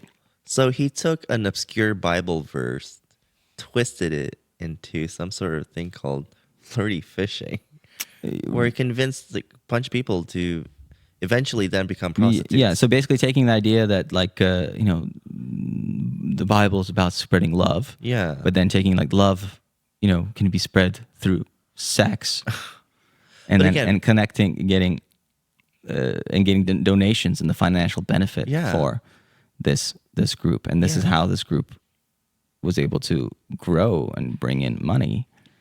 That's crazy. So. But again, taking those little steps, right? First, Taking get those them little into, steps. have the transcendent experience where you believe in God and the Bible and believe in every word of the gospel, taking a Bible verse, twisting it around, getting people to Yeah. fish for men. Fish for men. And it's always interesting to me to see what cult leaders were before they became cult leaders, what their career path was. Oh, okay. So very similarly to this, Charles Manson was a pimp Really? before he was a cult leader. Wow. Well, that explains why most of his followers were women. Why they were women, how Yeah. he was using women Yeah. to essentially gain for his cult, right? Wow. So what would happen is, one, he would be able to bring in new followers by attracting, for example, the guys who would do violence on his behalf by having the girls who are his followers have sex with them, right? Then he was able to get essentially connected to one of the Wilson brothers from the Beach Boys. Okay. Right. So you know that Charles Manson wrote a song for the Beach Boys? No, I didn't know. Yeah. So Charles Manson, essentially what happened was his girls were going around hanging out at these parties. He became friends with one of the Wilson brothers. They ended up writing a song together and recording it. Wow. And one of the things that supposedly set off Charles Manson in terms of the murderous rage was the Beach Boys recorded one of his songs. They changed the lyrics and they didn't give him songwriting credit. They gave him a payout for the song, but they didn't give him a songwriting credit. What? And he was really, really pissed off about it. Oh, God. And then because the guy was being a little creepy, the Wilson brother who he's working with basically ended up cutting him out of his life. And the house where Sharon Tate was and where Roman Polanski was somebody's house that was part of the situation Wow. where they moved out, that the other people moved in, and Charles Manson had this thing where he was trying to become, he wanted to be like the Beatles. Oh my That was kind of his dream. He wanted to be this songwriter, but it all started off with his career. Basically, he was a pimp, and he was being investigated by the federal government for violating the Mann Act, which is human trafficking across state lines. Wow. And if you really think about it, this indoctrination of somebody into a high control group or a cult is very much like human trafficking. It's very much what I guess pimps do, when they recruit prostitutes to work from them, and the same way they essentially use manipulation techniques to control. So essentially, Charles Manson was able to again, it's like flirty fishing. Yeah. Take this idea, combine it with, the mythology that he created. He was a big fan of Dale Carnegie, How to Win Friends and Influence People. And he was also reading Scientology work. And so he's borrowing ideas and kind of combining it all into his new own version of things. Man. And so, similarly, the way ISIS recruits members, right, is by promising angry young men sex slaves. If you move to Syria to be part of Daesh, part of ISIS, basically you'd be like guaranteed sex slaves. Oh, that's awful. Right, and that's how they recruit fighters for their movement. So many cult leaders, were sex maniacs. Is like a big part of the way they kind of oppose things. Bikram, from the guy who created Bikram yoga, for example, had to run away from the United States because of all the sexual abuse scandals against them, right? And he's just not welcome in the United States because there's a warrant out for his arrest, right? I didn't realize like pimping had such a deep connection to cults, but it does make sense because it's a level of irrational influence where it's not hard to take it to the next level. Yeah. Of literally convincing people to murder people, right? If you can convince people to have sex for money, for you, where you benefit, like what else can you get away with? You slowly ease people into this thing, right? It's so absurd, but crazy. Yeah. Right. There's flirty fishing, right? Then love bombing. So love bombing is an expression that was coined by the members of the Unification Church of the United States in the 1970s. Really? That was a 70s term from a cult? Yeah. They're called the Moonies. Yeah, I know. I heard about Moonies, like a Korean cult, right? They're the Korean group. Yeah. So they're the ones who came up with the term love bombing. Oh, God. And it's a coordinated effort, basically, that involves members flooding recruits with flattery, verbal seduction, affectionate but usually non-sexual touching, and lots of attention to their every remark. Again, making a person feel heard. Wow. Again, giving them that transcendent experience. Right. Crazy. Secret knowledge is another tactic. Okay. So generally speaking, if you think about the vast majority of the big like religions and faiths that are out there, right? What you see is what you get, right? So like the Bible is the Bible, the Quran's the Quran. There's no like, you can get everything right away, right? Secret knowledge is groups where you get the information little by little. You move up levels, kind of similar like in Scientology, they have that, or other groups where you move through and you only revealed stuff as you move deeper and deeper into the organization. Generally, that's one, it's the progress bar effect. If you think about it, you get more and more committed. It's the gamification. They were so ahead of the game with gamification. It's the gamification of being in an organization. Of secret knowledge. Yeah. And so the idea is that you're only presented stuff in parts. And so by the time, you're sort of in a deeper level, right? You're already so committed to it when things potentially might become a little bit ridiculous, right? And so like the vast majority of like big religions, generally you can read the whole book first and be like, okay, I see what this is about. I'm into it or I'm not into it, right? But a lot of the more high control group type groups, you get stuff revealed to you in stages. Yeah. The glamour and heaven, glamour and God, and then charisma and the leader. Okay. So high control groups require using both glamour and charisma. The God or the heaven, by definition, is glamorous. It's an unseen thing that people are projecting meaning into, right? While the cult leader has to be charismatic, which is live and in person, right? And so the God or the heaven have to represent an ultimate ideal, and the ultimate ideals are only possible really in our minds, right? It's kind of like the whole prototype theory in linguistics. Like, what is the birdiest of all birds? You think about it, right? We all in our mind have an idea of what the most birdie bird is. Yeah. Right? And the penguin and the ostrich is probably not the birdiest bird. Yeah. But something like a sparrow is a birdier bird than other birds. Yeah. So somewhere in our minds, there's an idea of what is the perfect bird. Got It might not actually exist, but there's a prototype that we're all kind of balancing things against. And so what ends up happening is that, for everybody, what the perfect heaven or afterlife would look like, is by definition, is glamorous in a sense. It's something you vaguely describe, but then the audience projects into. Yeah, that makes sense. I never really thought about the glamour aspect of religion, right? But again, when you're able to define what glamour is the unseen.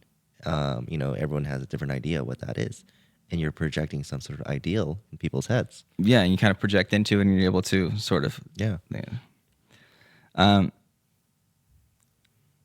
the deadline of the apocalypse, right?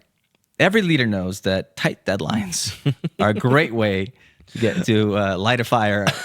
It's like chop chop. We only have a certain amount of time. Right. Let's get to work. Almost a huge amount of these groups are constantly talking about the apocalypse. Yeah. The amount of times, the Book of Revelations has been reinterpreted by everybody from the David Koresh, of Waco fame or whatever. It's like, again, there's got to be a deadline. Yeah. And the funny thing is that oftentimes it's a moving deadline because it passes a certain period of time. Yeah. And they have to keep moving this deadline, right? Yeah. And generally, there's also oftentimes you have to create some sort of enemy, somebody who's like coming after you and persecuting you, Like the government or something, right? So generally, those kinds of things. Again, we know in our lives, deadlines stimulate action. I got to get my paper in tomorrow because otherwise I'm going to fail the class. Right. So the apocalypse deadline method is almost always present in the vast majority of these groups. Most cults are entirely unoriginal. So we talked about how Manson studied Scientology and Dale Carnegie. The NXIVM sex cult, which was led by Keith Raniere, right? Raniere was involved in the multi-marketing company Amway throughout the 80s. He started his own multi-level marketing company afterwards. Wow. Then he proceeded to be an executive coach, teacher type thing. And then finally culminated in this NXIVM sex cult, right? And he's also studied, like, for example, Scientology as a thing to kind of borrow things from. Now, Jim Jones, he based a lot of the stuff that happened in his camp on 1984 and George Orwell. Oh, okay. Like loudspeakers speaking out slogans and that kind of thing. Wow. So oftentimes what you notice is that there's nothing is really original. There's almost always a reinterpretation of a previous idea. That's why I think a lot of groups, what they end up doing is they just take existing writings of whatever faith or religion and reinterpreting it in a new way. Because again, you're working with existing totems, existing things that have meaning in a society. And so instead of having to create completely new mythology, right, you take it and you just tweak it, you spin it. That you already have a very strong, like, a starting point where things are just coming. reinterpret the words into something else. Coming from. Yeah.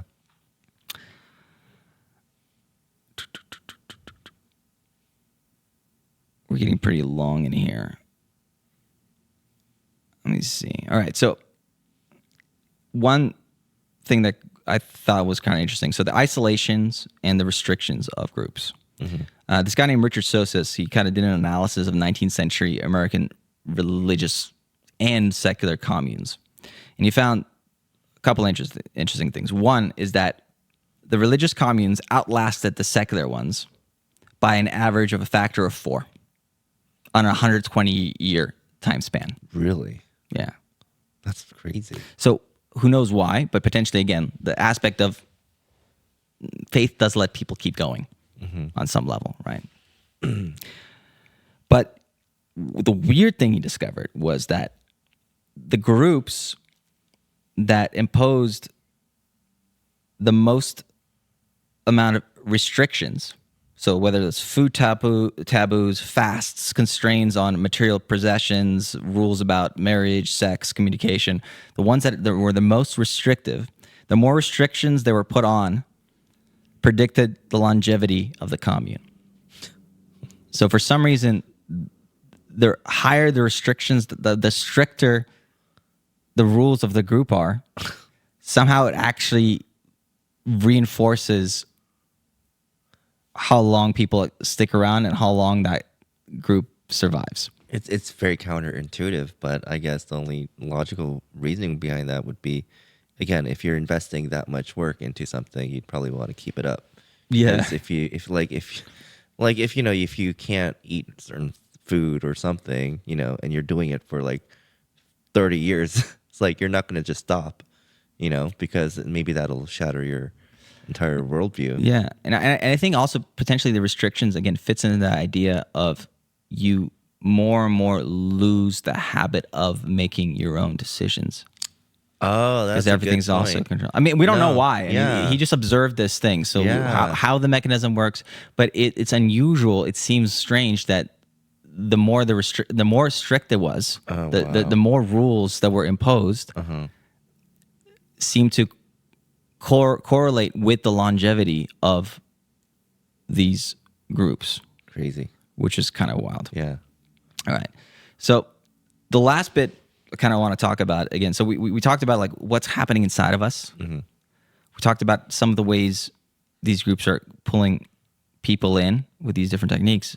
And then again, we work in advertising, so we like to think about doing things en masse on a big level. One of the books that really gave me a lot of insights was a book by Amanda Montell. She wrote a book called Cultish, The Language of Fanaticism. Ooh, the language. And what the book is about how words and language are one of the main tools of how cults essentially work. Wow. Okay. Where potentially one of the major signs that something is becoming a high control group is how much essentially jargon, how much new terminology this group is inventing. Oh. Where if you are spending time with this group and all of a sudden you don't understand what they're saying because they've developed so many like new words for everything and all that kind of thing, it creates this us and them separation mentality and allows you to control how people think by shifting around and inventing language and terminology. Wow, so new terminology. So that's another, again, probably just a red flag if you're in a group where they come up with a lot of different terminology. But again, it probably also ties into that descriptive language, right? So if like hypnosis, descriptive language again, it both kind of ties the groups together and also allows some things to happen where there's even this term by one of the people who writes about thought reform, Robert J. Lifton. There's a term, the language of non-thought. So the creation of language that actually stops thinking. Whoa. Again, because we're trying to, if you think about it, the opposite of deprogramming would be, so deprogramming is trying to get a person in the habit of questioning and in the habit of making decisions again. So the opposite of that programming means stopping questioning and stopping decision making.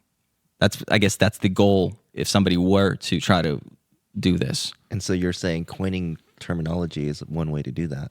It's one of the most powerful ways of doing that, where there's a few things. There's a word that exists, there's a term that exists called the thought-terminating cliche.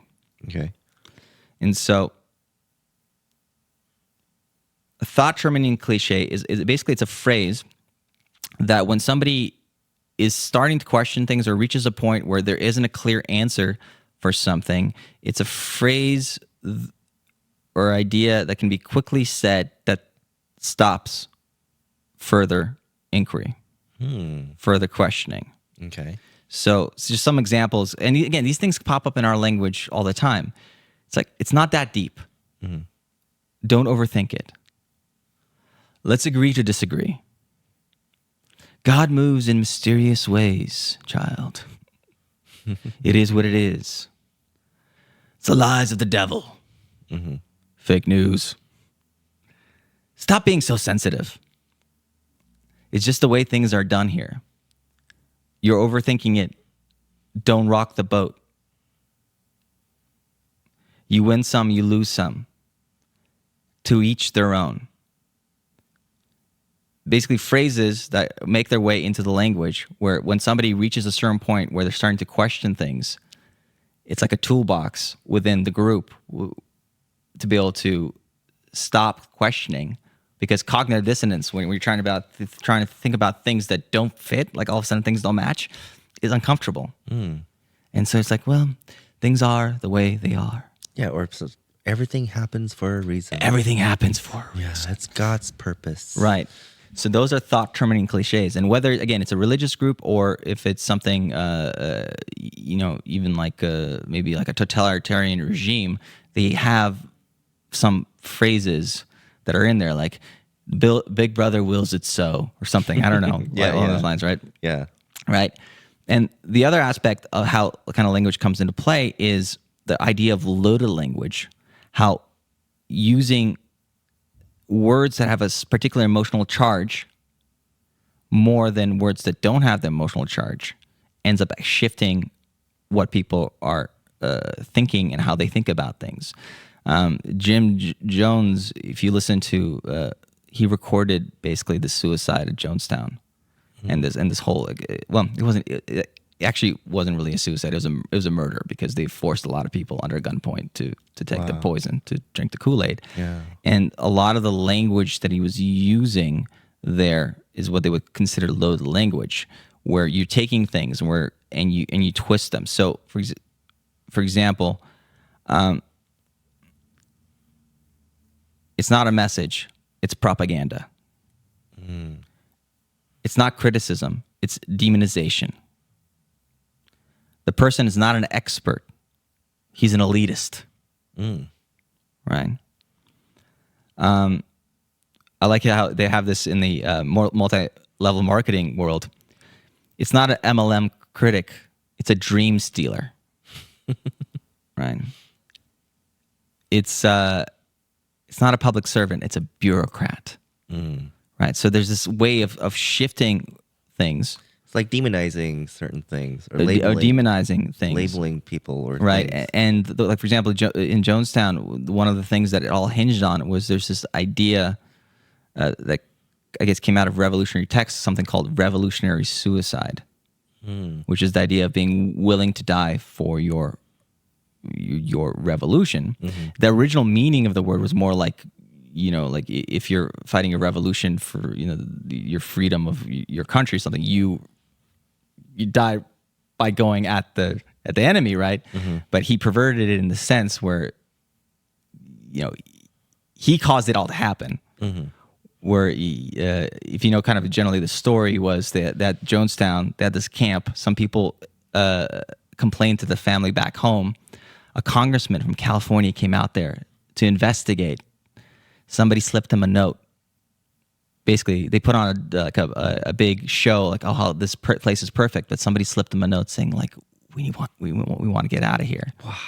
And so what precipitated the situation is the congressman was able to get 20 people to agree that they wanted to leave. And as they were leaving and they went to the airstrip, Jim Jones sent the militant part of his group to go attack the airstrip. What? And kill the congressman. Oh my goodness. And so he kind of precipitated this thing. And then once he killed the congressman, he, I guess, knew that, okay, now essentially it's going to be over for him because they're going to send in things. And so basically he convinced everybody that the enemy, they're going to send their soldiers and they're going to torture all of us and this kind of thing and cause this whole thing. Wow. But again, it's that he loaded the language of that final speech of as he's kind of trying to convince people is he's shifting this thing like, we are persecuted they are the enemy. They're coming Yeah. after us. Yeah. And just these little shifts in language, if you use them a lot over time, can shift the entire perception of people. Wow, that's crazy. Revolutionary suicide. So he made it like again, he coined this phrase where you just have to say it and it has all this meaning behind it. Yeah. Where, again, people just didn't have to think for You didn't themselves. have to think. Ironically, the word cult itself is loaded language. Because as soon as you label something a cult, you dismiss it. It's like, Right. oh, it's not. That's a good point. Right? Yeah. So again, because it's you know, a lot of times people use it as a pejorative against things that are really not high control groups or high demand groups. All right. And to kind of finish this thing about how you can use language to kind of control things, I thought Heaven's Gate, which was a very interesting cult, again, they also ended up committing mass suicide somewhere here near San Diego. But they had this whole like sci-fi kind of thing going for them. Yeah. And this is their jargon. So bodies are vehicles. Minds are computers. Meals are experiments. Beliefs, programming. Underwear, seat covers. Sexual organs, plumbing. Heaven, the next level. Their houses, crafts. Their kitchens, neutral labs. Laundry rooms, fiber labs. Bedrooms, rest chambers. The group that essentially committed suicide altogether were the Heaven's Gate away team. That's so wild. And so what happened was they put up forth this idea that Earth's existence would be ending soon, and that the only way to live would be to escape to the next level. Yeah. And while they initially believed that like they would ascend in a UFO to this next level, the idea changed where they now had to escape their container or their vehicle, aka body. And so on March 26, 1997, they were discovered, this group of 39 people who basically all committed suicide together, wearing the same kind of clothes. They were wearing this the Nike Decades, which was a shoe. Like they all were dressed the same. Nike had to discontinue the shoe basically afterwards because it was just tied to this thing. And the idea was that they were trying to coincide with the approach of the comet called the comet Hale-Bopp, because they believed there's a UFO trailing the comet. Oh my goodness. Their website, they announced it as their graduation from the human evolutionary level. So they just kind of reworded things. You reward things. Yeah. You're escaping the vehicle. Yeah, that's so awful. But I mean, I can see where you would have to relabel, your body as a vehicle, for example, in order to jump to that crazy act of actually killing yourself, because you're not actually killing yourself. If you actually said you're committing suicide, it's different from saying, "Oh, we're just exiting our vehicle to go into the next level," right? It's just a weird way to rephrase things. So yeah, changing language. Yeah. A lot of the groups that would be high controlled groups often change the language. Interesting. And I'm not calling CrossFit a cult because I think it's pretty cool. But there are certain aspects. It's interesting. The success of the company is partly because they're sort of using some of these mechanisms. And so to contrast this, you think about it, CrossFit, right? A gym is a box. A hardworking CrossFitter, fire breather. An alternative major gym, a Globo gym. DFL, dead effing last, meaning you finished last. So one of the things about CrossFit that people kind of criticize them for is about how potentially they're pushing people too hard. They shame them. They shame them Oh my to the gosh. point where there's a condition called rhabdomyolysis, where your muscles start breaking down and releasing content into your bloodstream, which is a potentially life-threatening condition that can damage the kidneys. Oh my goodness. And in the CrossFit jargon, their nickname for it is rhabdo. It's in the... There's like a little dictionary of stuff, and so that's kind of interesting how that's coming into play. Where, again, you're taking things and you're changing language, and a lot of these groups, especially if they're trying to go to a mass level, starting to redefine terms, creating these thought-terminating cliches. Little language is one of the ways that you're able to then shift people even beyond just, having a charismatic cult leader kind of the center of it. It spreads it beyond. It now becomes something that can be spread from person to person like a meme. Yeah. I could see it all coming together again, because like there's so many little components. But it may not necessarily mean it's a cult, but it's cultish. Cultish. Right? That's why. Okay, so that's why I liked Amanda Montell's book. Yeah. The Language of Fanaticism, and that she chose the term cult. She talks about how she comes up with it because, again, the term cult is a pejorative. It's a negative term. It's actually in itself a thought-terminating cliche, right? But it's not about the beliefs.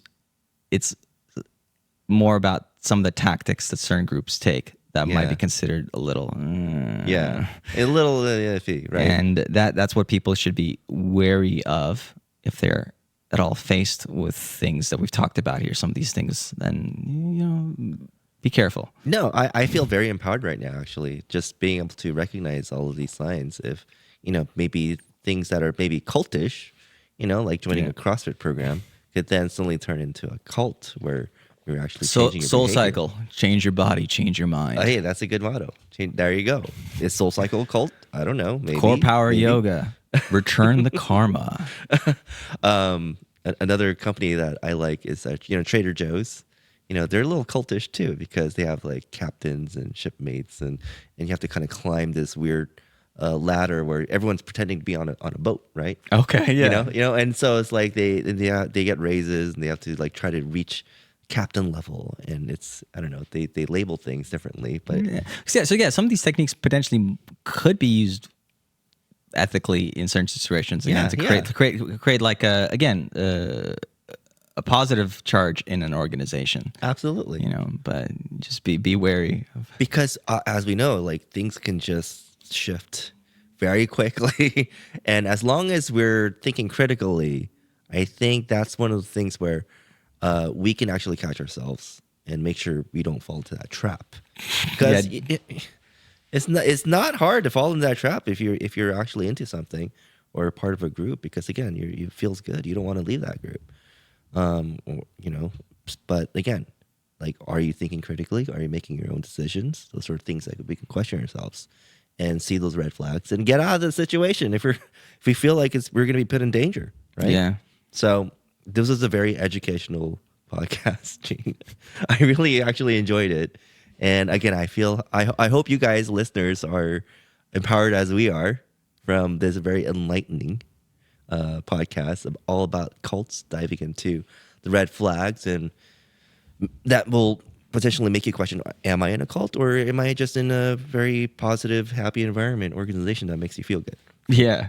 It's a fine line, but it's good that we were able to define that line. Yeah. Is Invoice Media a cult? No, hell no. Voice their passion, guys. Anyways, I'm Darren, with our marketing expert, Gene. Thank you for listening to our podcast. Until next time, see you later. Bye. Cheers, guys.